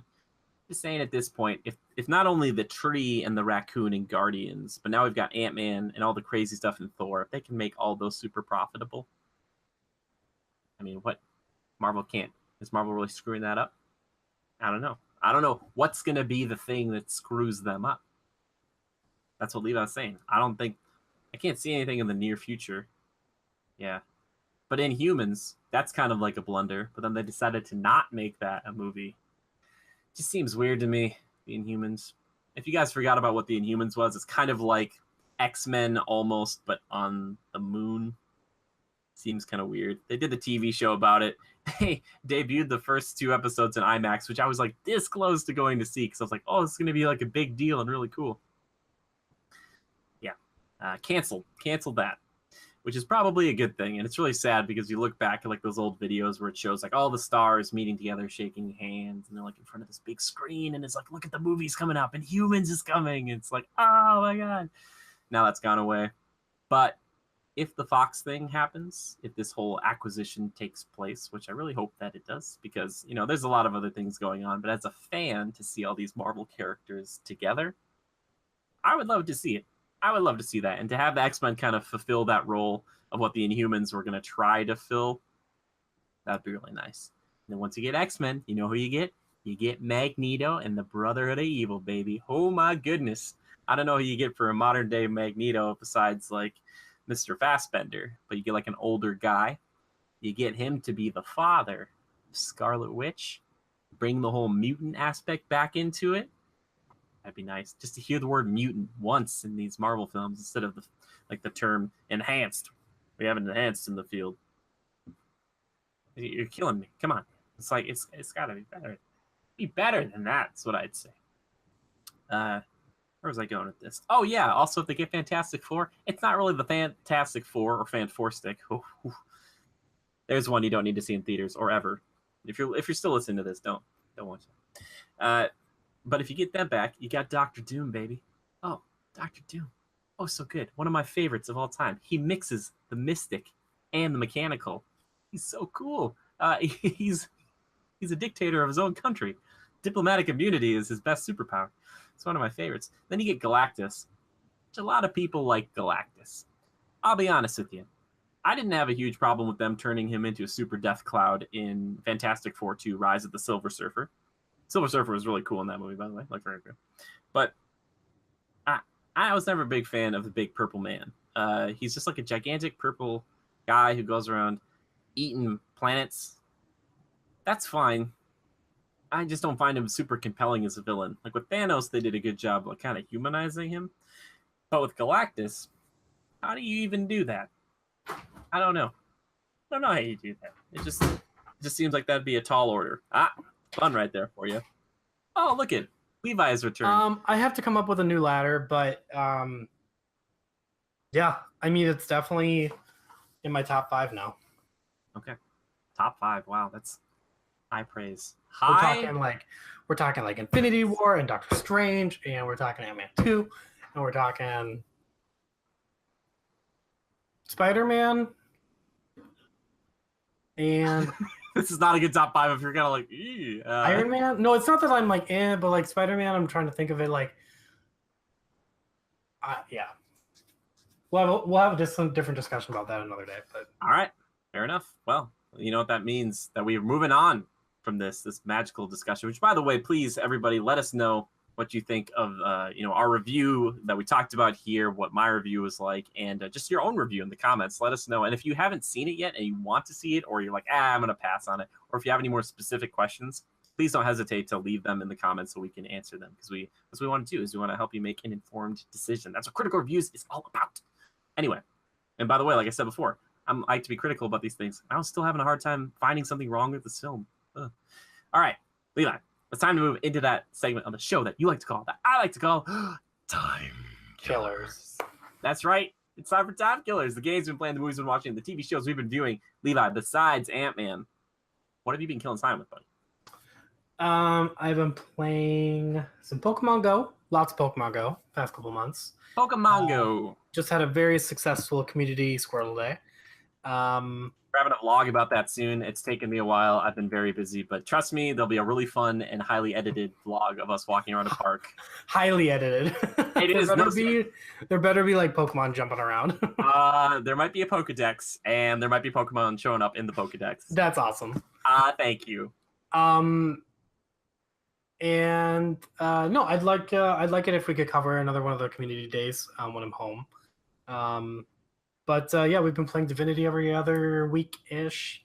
Nah, it's been like you say that every week, and then we haven't played it in like the last 2 or 3 weeks. I know we need to. Like, I really want to. But Jimmy's schedule just doesn't really allow for us to play that often. Yep. All my fault. He's got the dogs running around the tree trunk, you know. Yep. I've been doing that. I've been watching Pokemon. I'm in season 2 now. So if you don't know what season 2 is, it's the Orange Islands. It's a whole new world living. Nope, that's Pokemon Johto. Whole new attitude. This one is, but if you want to be a master of Pokemon, then you got the skills to be number one. Something like that. We all live, in a Pokemon world. It's lit. I want to be lit like the tail of a Charmander. Oh, nice. Did you make that up? Just now. Nice. The Orange Islands inspired the trials that they have in Pokemon Sun and Moon. Like, they aren't necessarily battles, like gym battles. It's like, oh, beat this person at a race. Like, I wonder if they are. Yeah. Inspired. Yep, they're watching that. Orange Islands, I love that. I love that fight, the 6-on-6. You don't see 6-on-6 fights all the time. It's a bold fight. Wait, is that what happens in Sun and Moon? You don't do gym battles? I don't think they're all gym battles. I think a lot of them are like trials, and they aren't like one-on-ones. It's like, oh, do this and see if you can overcome this obstacle or something. Oh wow. Like, okay. Cool. Yeah. I need to play it again. Doing that. What else am I doing? I'm playing. About to get into WoW next month. We got Battle of Azeroth coming out. What day is that? Do you remember? Good question, my good sir. Because I will be streaming it. Yes. Yeah, I'm excited to see that because it actually looks cool. From going to be requesting off work for a couple days. Whoa. To start us off, yeah. You might see like a 24-hour grizzled stream of Levi. I love that so much. Just like hopped up on caffeine, like I'm not level 110 yet. Yeah. This is coming out. Let's see. Sometime soon. Yeah, but beyond that, I mean, I'm looking forward to it. I do want to try out. Yeah, middle of August, August 14th. Okay. And I want to try some Overwatch again. I heard you and Joe talking about it. I want to get back into that. Yeah, I don't. He might be out by now. I didn't check and see if Hammond was out for us to play because it's always like when a new character's there. I think okay, I'll hop back in for a little bit. Which again, they changed Symmetra. I don't know. Oh, by the way, correction from last week. He doesn't have 900 health. He has 600 health. Okay. Hammond does not have. I was like 900 seems like a heck of a lot. Like you guys kept saying Hammond, and I'm like, I thought his name was Wrecking Ball. So his name, I think officially is Wrecking Ball, and fans like were hoping that they change it to Hammond because, like I said, think of it like this: if Diva came out in her suit, and that's kind of like her stage name, but if they just named it like, oh, you could play as Mark 23568, as opposed to being like, oh, it's Diva in there. So that's why they wanted to be like, oh, it's Hammond, but he's in the robot ball. Yeah, like it's like a code name. I hope they change it to Hammond. Yeah, and I can see where they're coming from. Like Reaper isn't his name; it's like Gabriel, but I don't know. I know what you mean. Anyway, yeah, I don't know if he's out yet. Very cool. Anything else you've been watching? Is that you've been killing time with? Yeah, I mean that's where we're at now. That's about it. All right, perfect. Settle in. I got something to tell everybody. What do you? Yeah, I've been playing Total War Warhammer 2, which has been great. It's very difficult. I'm playing like the beginning of the Lizard Man campaign on easy. It is very tough, but very, very fun. I highly recommend checking it out if you're into real-time strategy at all, because it is very, very dependent on you being not only intelligent on the overworld map, but actually in the battles in and of themselves. You can't just murder ball this like we've talked about StarCraft 2 or Warcraft 3, where you just make like a big group of enemies and be like, kill them. Like you have to really be strategic about where you're placing your troops, how you're moving in formation, and how your hero and legendary lords are interacting in the battle. Because if they get hurt and they run away, like you start demoralizing your entire army, and that's a bad thing. And you start to like lose a lot of that morale, and like it just shifts the battle. So it's wonderful. It's called Total War Warhammer 2. Now it's a sequel to the first one. The first one had 5 races. This one has 4, I believe. You can get access to a 5th, which is the Tomb Kings, which they're like ancient Egyptian, which I was like, oh, that's really cool. Is this the game with the rifle and they've got the like chainsaw on it? So that's Total War. Like, Space Marine? In the 40K universe, that's like the space future stuff. This is like the medieval stuff. Yeah, which is really cool because the Warhammer universe, like think of it like if Warcraft and StarCraft are in the same universe more so, and it was like, oh, it's just the future. Oh, so it's like an RTS. Yes, it is, but it's very intense, and I would love to play. Like Levi, if you ever like, were really interested, it'd be so cool to play like a skirmish with 2-on-2 and like go against some computers and stuff. Because like you can make these massive armies and get these Lord of the Rings moments where you like have these enemies charging together and you zoom in and just see them fighting because you kind of tell them where to go and who to focus, but you don't say like, all right, everybody kill like this one person. It's like, nope, attack this unit together. I wish I wasn't so bad at strategy games. Well, I'm still bad at it too, and a lot of it I've learned to like have somebody engage with someone and then take another unit and flank, or then like kind of swallow them up. So it's like all my lizard men will get around a unit and just like rip them apart. It's like, oh, and now I've got dinosaurs. So I have like an ankylosaurus, like a triceratops, who are like running in there and like crushing people, throwing lizard men accidentally. Pteranodons or pterodons are flying, throwing spears and stuff. Man, it's such a cool game. It's really amazing. So I'm trying to get better at it. I'm very bad at it right now, but I'm excited to try more. Maybe try the Skaven. There's the High Elves and the Dark Elves that are also in this game. And like I said, those I'm seeing some dragons. That's cool. Yeah. What did I say? Like the Tomb Kings, like the Egyptian faction, which you can buy with DLC. Yeah, and I'm seeing like skeletons and stuff fighting. That's cool. Yeah, because in the first game, like vampires, I think you had like there were skeletons and zombies. You didn't have to worry about morale or getting them tired. I don't think, but they had to be like under the cover of darkness. And I was like, Oh, I'm already getting like a Battle for Middle Earth 2 kind of vibe. That's yes, cool. but it's like even bigger, and like some of these armies can be massive, and you're like, whoa, like you just kind of like zooming around the battlefield, like go over here, do this, go that. What did you buy this on? I got it on Steam during the summer sale. Yeah, and I've been streaming on a summer sale. I don't think so. I got it. But it's been very fun. I've been streaming it a lot. So if you guys want to see like the campaign in progress, it's pretty cool. And the other thing I really want to talk about today, I've been watching some other stuff, but I really want to talk about one thing. One thing I've gotten really, really into lately, and I don't remember if I mentioned it last week, but maybe I didn't even start it last week. Yeah, I've been watching a lot of this. My Hero Academia is a anime on Hulu, and I gotta say, I adore this show so freaking much. It is so good. Not only does it give me like these Naruto vibes, but it moves along at such a fast pace. And it's that classic, like when I love an anime, I can blink and an episode is done. Like that's how quick and breezy and lovely and fun this show is. So if you've never heard of this show, basically it's think of like how One Punch Man is like a superhero anime. Like, because Levi, you haven't seen this show, have you?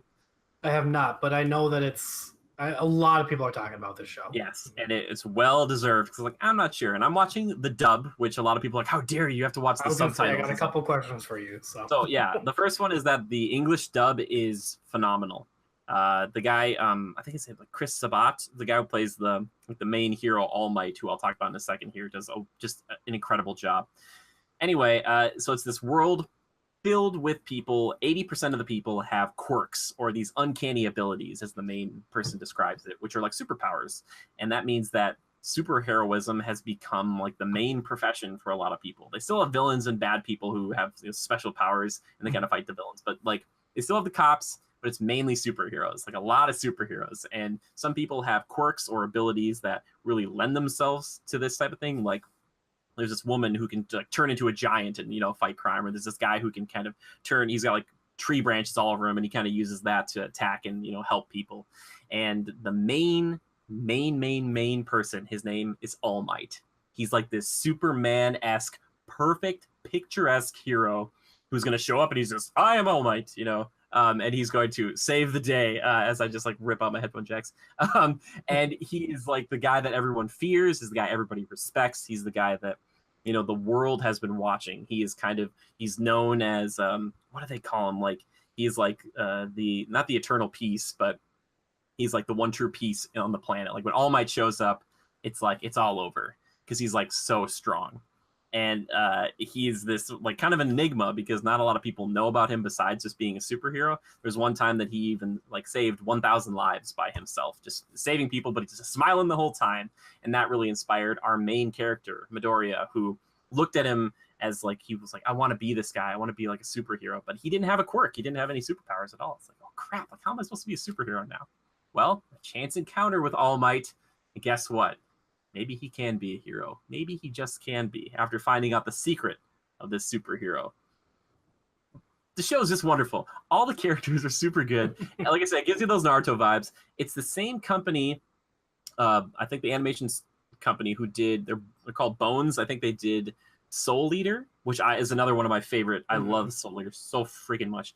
But the animation looks just superb. It does have this little bit more of a cartoony kind of comic book style vibe, which is very intentional, but it has so much heart. Like each character has, like the motivations are clear and they don't spend too much time like being like, oh, here's like 2 episodes on their backstory. Like it's just like a little bit here and there, even of minor characters.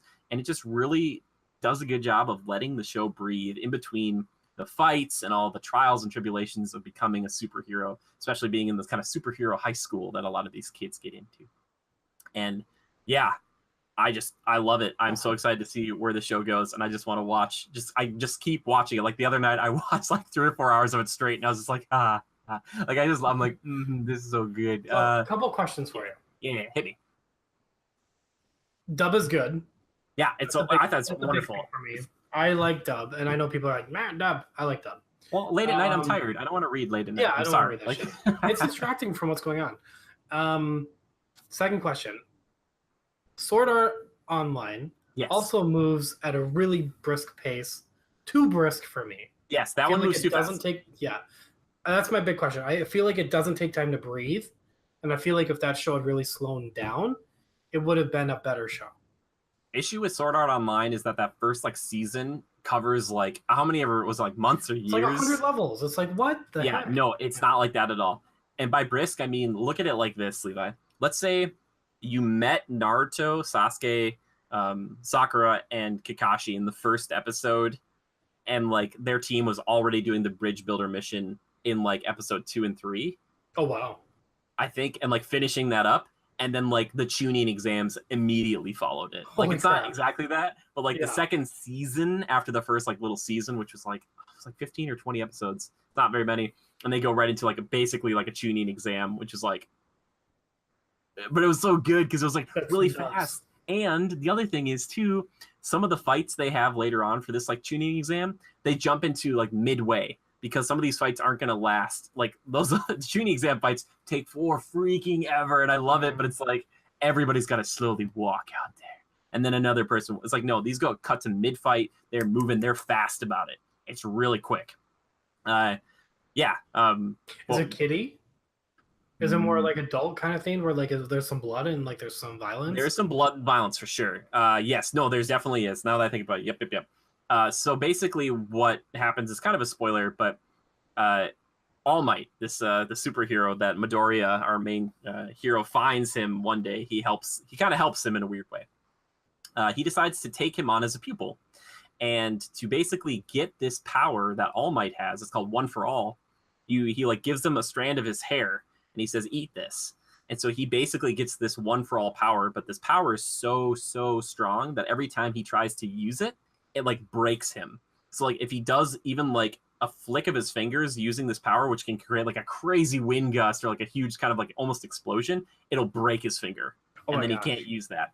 So it's like a weird thing, like kind of how Naruto had like a superpower inside him all the time. That one would like help him and heal him. This one is like he has the power. He just has to learn to like not only obtain it, but just to like utilize it without breaking. Because they always say he's like a glass, like a cracked glass, like full of water that's almost dripping out of the edges, and so he has to like hold that, or he's like an egg in a microwave that doesn't want to explode. So he's like every time he uses these powers, he has to be really intelligent, and he's very strategic. He's been following all these superheroes for years, so he has like all their information down. So when he's fighting, you can like hear him think through it, which is really cool. And he like can't use his powers like forever. Like everyone else can use it like much longer. Like it does tire people out when they use their powers, but like his will, like he will break his arm. Like if he punches someone, like he will break it, but like it'll be a punch that like destroys like everything. So it's like he has to really time when he's going to use these things. Which is okay with his arm just breaking? So they have this person called Recovery Girl, I think her name is. She's a very old lady, but her ability, her quirk is that she can kiss someone and she can heal them, but it actually takes up their stamina. So like they were doing that for a long time, but then she recently just said, I'm not going to keep doing this because you need to find a better way to use your quirk. I'm not going to keep, saving you. Because his last battle that I saw him in, which was incredible, by the way, he like breaks almost everything, like his arms and one leg and stuff. And he's just like, but he's so determined to be, a hero. I'm really excited to start the show now. Dude, it's so good. And there's a dude in here. I just want to make sure I knew his name because there's a few really good dudes. There's one girl, hilarious, Toru Hagakuru. She's invisible, and she's always invisible. It's like when you see just like a shirt hanging out or just like some hand, like she's always invisible forever. It's great. So you don't know what she looks like? I don't believe so. This guy, Shoto Todoroki. All right. Gaara vibes hardcore. He's got half red hair, half white, and he's got like this like boiled like water scar like over his eye. So it's like very Gaara, right? His dad, the number 2 hero of all time, named Endeavor.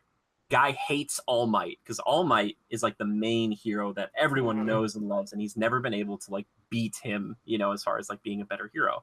So they have these things called quirk marriages, where it was like old school, like kind of arranged marriages, if you had like the money to do this, where people would get married and try to have kids that had combined powers of the parents. Oh. So this guy, it's so cool. He's got the flame powers of his father, but he hates his father, and his father would like abuse his mom. put her in a hospital, and his mom had ice powers, so he would only ever use his ice powers. So he has like these really impressive and powerful ice powers, but then he also has this fire side that he doesn't want to use. And it's like really cool because if he were to use it, and if he ever found out about like the whole like All Might, the One for All, if he got that, he'd be like unstoppable. But like right now, he's already kind of unstoppable. He's got like the ice that he just like destroys people with, and he can also like do a lot with it. But then he also has the fire, which he doesn't want to use because he hates his dad, and he's like, "Screw you, Dad! I'm not using this power." And like it's so cool. It's like that. And then you got this other guy, who's been a bully to our main hero Midoriya the whole time, Bakugo, who's got this explosive power. He sweats like nitroglycerin, and he can like make explosions. And so like he learns to like jump through the air and like kind of fly with his explosives, like explosions, and like he does all these really cool things. But he's like super aggressive. He's got so much tenacity. He's like a super jerk. It's kind of like if Sasuke was constantly be angry all the time. It's kind of that character, kind of. Well, maybe Todoroki is. Anyway, there's a lot of cool characters, and seeing these guys fight each other is wonderful. They have this weird guy who I forgot his name, but he's like a bird-looking person named Fumikage Tokoyami, who's like, he looks like kind of like a bird guy, but he has this dark shadow living in his stomach that he can use to shoot out and attack people or help people and stuff. It's just really good. All right, it's just really good. And I don't want to forget the last two main players, main friends of our main guy here. Ochako, it's a Uraraka. She's kind of like his love interest. Her ability is that she can kind of manipulate gravity. So like if she touches you, she can make you fly up really high in the sky or whatever. And she's really fun and she's cute. And her motivations are one of the best motivations in the show. I love it. She's trying to help out her family because she wants to become pro. She wants to make money to help her family out. And she talks about that, and that's what drives her. And then you have Tenya Ida, who's this guy who's got these engines built into his calf muscles, and he comes from a long line of like superheroes, and he just wants to be a good superhero, and he can basically run really fast, and he kind of looks like a knight with his armor. Yeah, it's great. This sounds nuts, but I can't wait to start watching it. I've probably talked about too much. I probably spoiled too much. But I love the show. I love All Might. And the last thing I do want to say about this is All Might may be my favorite character. He's this big, super strong guy, but he got really injured in a fight a long time ago, so he can't stay in that mode all the time. So when he reverts, he's like this really skinny guy, and he doesn't look like anything like his superhero persona, and his voice changes too. And so the voice actor who does this can change in between just being like, "Hey man, how are you doing?" to "Me, yes, I'll be here," like in just like a second when he transforms into this. So he's always wearing these super baggy clothes when he's just like a regular dude, because when he transforms, he's like the most ripped and he's so jolly and fun. But when he's not in that form, he's very like understanding and he's very thoughtful, and it's like just seems like so cool. But like when he's that stupid big kind of pompous hero, he'll give people hugs, like people who don't want hugs, and he's just kind of going around doing like just the big superhero doing like triple backflips and stuff. He's like, "Oh, I'm here." Yeah, it's great. Just watch it. Just please, everybody go watch My Hero Academia. It's wonderful. All right. I think I've talked about that for a long time. So we should probably... Jimmy fanboyed out, you guys. Yeah, I did. So I hope people realize how much I love this show, because I'm addicted. Let's just move into my favorite segment of the show, community feedback and questions. Let me just put the little timestamp there. Wonderful. Levi, I had asked everybody on Twitter, if you could have a crime-fighting partner from the MCU, who would it be? Levi, who would be your crime-fighting partner if you could pick one? Crime-fighting partner? Yeah, like any superhero. I mean, yeah, it'd be the Wasp. Heck yeah. As a sidekick? For sure. Well, not necessarily as a sidekick, man. It's like a full partner. Oh, full partner. God. Well, what would be yours? Ooh. Probably Captain America, if he'd let me. I'd be like, Cap, it's you. I probably wouldn't do that, but I'd just be like, all right, Cap, I'm going to leave this up to your judgment call on this one. We'd work together. I don't know what superpowers I'd have. Probably telekinesis. I got to say Doctor Strange. He's my boy. Well, I mean, for obvious reasons. I mean, he's just cool dude and powerful. And just like take out those whips and just like, you're not stealing nothing. The one thing is like, I think Cap would be a better team player, whereas like Doc Strange, I'd worry about at first not being. He'd be like, I can take care of this. Get away from me. Yeah. Maybe I'm crazy. Maybe you're not crazy. Here's a few write-ins here. Missile Mage says he picks Korg from Ragnarok. Korg. Levi, you remember Korg, the rock guy? Yikes. He said he'd be a good time and wouldn't be afraid to put in the dirty work. I'm gonna let him have it just because I didn't specify he had to be a superhero. Ryan Lehman, he says, I would say Spider-Man just because I feel like I can relate with him over all other characters. That'd be kind of nice to just, you'd be talking to Spidey and be like, that was a cool mission. He's like, yeah, I got to get home to my mom. Or my aunt. He wouldn't say mom. Ooh. Jay Hunter Pearson says, I guess I'll go with Ant-Man. It just seems like he'd be really helpful to have around. Cat in a tree? No problem. Too much earwax? Get in there, fella. Which he would be, he's an excellent choice. And I told him, I was like, I think Cap would agree with him. I really love that option. And then probably my favorite one we have here from Lang_Corey, friend of the show. He said he just sent me a GIF of Black Panther on the hood of that car in South Korea. And I said, and why? He says, intelligent, resourceful, powerful, empathetic, versatile, and badass. I was like, you're totally right. Plus, like, think if your partner was like the leader of his own country and you're like, oh, do we have money for this? And he's like, do not worry. And you're like, sure. All right. Yeah, I love that. That's a good one. All right, Levi. Aunt May. Aunt May is going to be my new partner in crime. This one comes up from Missile Mage over on our Discord. He says, side quests can be a glorious thing in games when done correctly, as they don't really have to get themselves involved with the main plot line. Take one of your favorite video games. You get to add either a side quest or a secret entirely of your own devising to that game. What does it entail, and what is the reward at the end of it? #critical podcast. Levi, what do you think? Oh, hitting us with the hard one. So you can make a side quest? Yeah, you can make a side quest. I mean, I have to think of a game that I really, really care about the universe for me to want to do the side quest. Because that happens to me a lot. In some games, I just want to like truck through to the end because I'm like, I like this game, I like the universe, but I just want to like finish it. God, I would say like Golden Sun. I would say yeah, because I love those side quests for Golden Sun. You got to go get the gin that like that aren't like standout-ish. And so Golden Sun, you'd put a side quest in there? I don't know. What a weird question, Missile Mage. I think it's a good one though. Like you could put in any secret you want. Put in any secret? Oh, okay. So I would go back to Pokemon and put in. I would go back to Pokemon and like put in some more like quirky side quests like with Bill and stuff, or like just out of the box stuff because they were so fun. What would your reward for the quirky side quest with Bill be? What would you get from it? Would you be like, hey, I'll move this truck and there's a Mew in the backyard if you want to go catch it? I wish they had done more like anime side quests. Like, oh, you got to help Officer Jenny with this problem with Team Rocket, and then as a reward you get like a Growlithe pup. And like, I mean, that would be great. Oh my god, dude! Like seriously, like you could go back and like you know, as they're going, and then you stumble upon this mansion, and you got to help this Ditto do this little side quest of, you know, being able to mimic the other people perfectly, and then you get like Mimic or something, or you know, a Mimikyu or whatever. Yeah, Mimikyu, or you get a chance to catch a Ditto or something like that. If I did a side quest and the only way to get a Growlithe in Pokemon was to help the police to take down Team Rocket, and they're like, choose from one of our Growlithe pups, I would lose my freaking mind, man. I'd be like, and it would be like a Nintendog situation where they're all jumping all over the screen. I'd be like, that'd be awesome if they did like Nintendogs, but like with Pokemon. Oh my god, I would.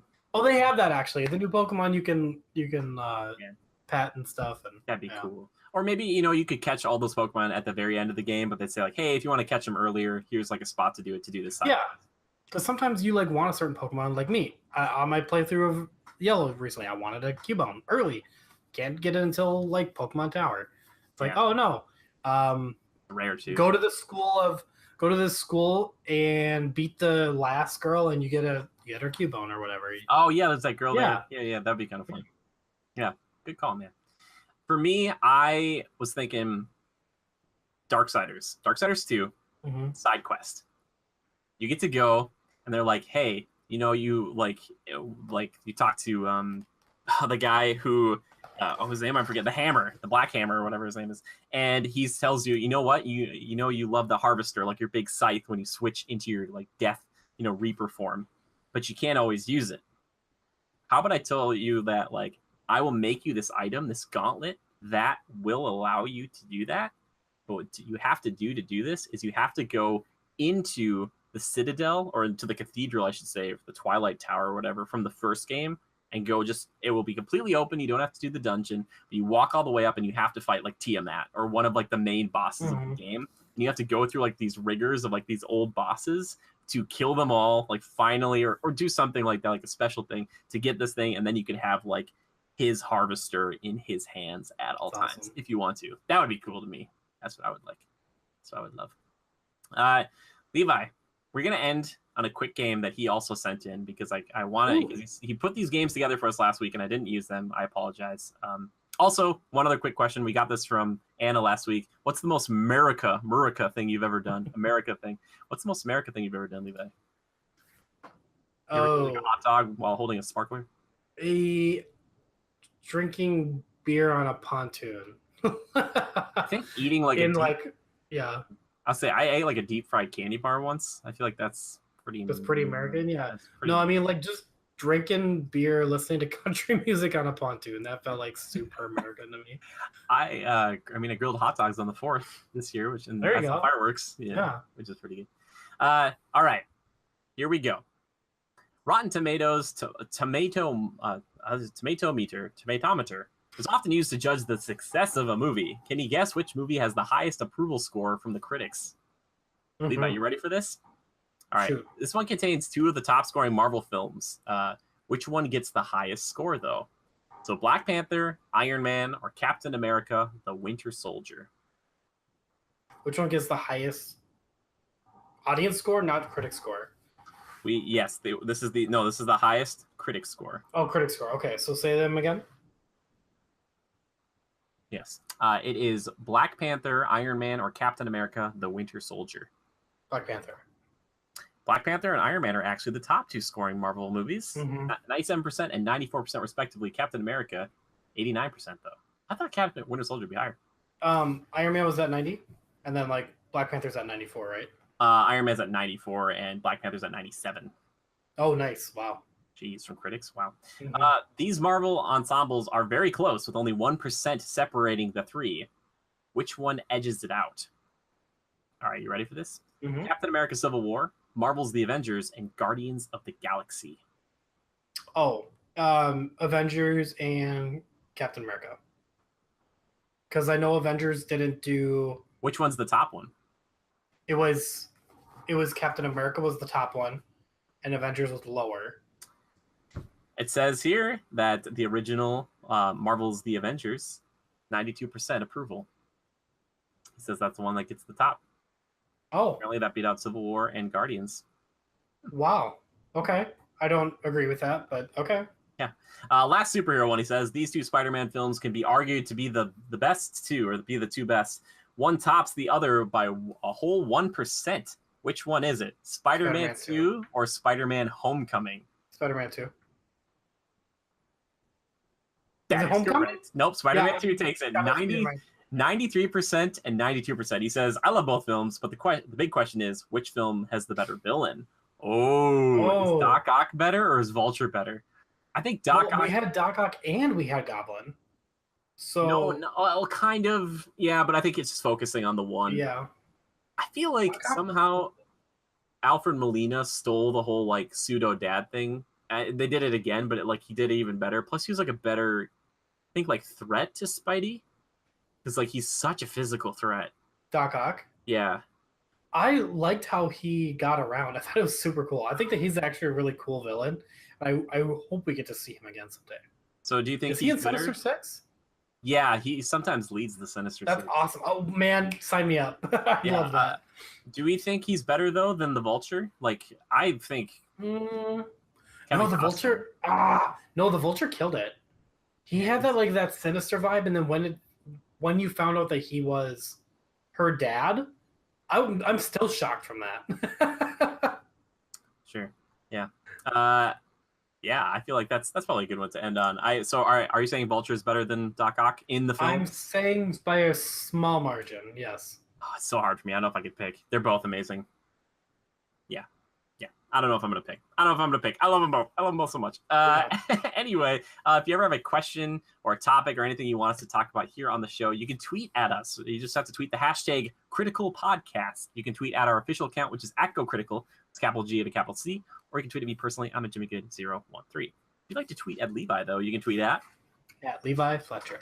Excellent. And as Levi was alluding to earlier, that we do stream here, not necessarily on YouTube, but we do stream over on twitch.tv/critical reviews, which you should come hang out with us sometime. I'm usually there Mondays and Fridays, anytime in between if I can. And then Levi, like you we talked about in the past, he's usually like Sundays, maybe Wednesday nights. So stop on by, tweet at us, let us know what games you want to see us play. I do have a poll up right now for people to vote on the next game that we're streaming for RPG Mondays between Final Fantasy IX and Dragon Age Origins. Seems like Origins is pulling ahead. Levi, do you have a horse in that race? Do you care? I would say Origins, yeah. Okay. I don't. I think it'd be cool to see you do 9, but I'd really like to see Origins. Wow, really? A lot of people love Origins. Cool. Yeah. All right, well, it's good to know these types of things. I want to take a moment to thank a few people. I want to thank This Is Dale for our intro, outro, our theme music. I want to thank the one, the only, Mr. Jorn Evers, the guy who does pretty much all the art you see here on the show.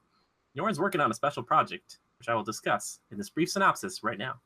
When David opens a mysterious box that transforms his arm into an alien weapon, he at first uses it for good to right the wrongs of his high school. But as more of his body is transformed, he finds that playing God comes with its own set of new, self-destructive perils. And in synopsis, more so, it's at its core, it's like Venom meets Chronicle. If you want to check out the progress on that, go check out @Naraj28 or @JadeCircleArt over on Twitter, or go follow him on his Instagram, which should be right here for you guys to see as well. It's really good. Honestly, just look at his stuff anytime. He's incredible. He's wonderful. Also, before we get to the last thing, we do have a merchandise store. You guys can go buy shirts now. We're working on more designs. Citrus, baby. Yeah, I'll say we have just a Critical Review shirt, which you can get, and you can modify the colors and all that stuff if you want to support us like that. Or we have a really, really cool shirt that says "It's all citrus," which I say a lot on the streams to basically denote that it's the stream's looking good and it's sounding good. So if you want to support us on, just marketing, even with just like a shirt, that really helps. So let us know. Also, let us know what kind of designs you'd like to see going forward. I'm working on like a vibe vampire one. I don't talk about that enough. I call myself a vibe vampire. I feast on the good vibes, Levi. That's why I bring you on the show. But another way to support us is to definitely check us out on patreon.com/critical reviews. You can get some Jorn Evers work for yourself. You can support us and you can keep us going, because we are working to get to a point where both Levi and I are doing this full time. That is the hope. I have to kind of maybe change around some of the Patreon like end game tiers, but I really want to be like, that's the strategy. That's the hope one day. And we can do that with your help, not only just throwing us $1, but sharing us with a friend. That really helps as well. So if you really want to support us, you want to see us keep doing this and feed ourselves and go see these movies and tell you to go see them or not see them, then yeah, just that's the best way to do it. So thank you guys so much for stopping by. Levi, thank you, man, for talking about Ant-Man for a whole long time. It was really good. You saw it. I was a little all over the place with my thoughts, but no, man, that's okay. You were great. It was fantastic. I love talking about Ant-Man. I'm excited to see it again. Really, honestly, I want to watch it again. So yeah, with that being said, Levi, anything else you want to say before we head out? You want to maybe do your trademark sign off, as it were? Welcome to the game. Yes. Thank you, everybody. We'll see you next time. Bye.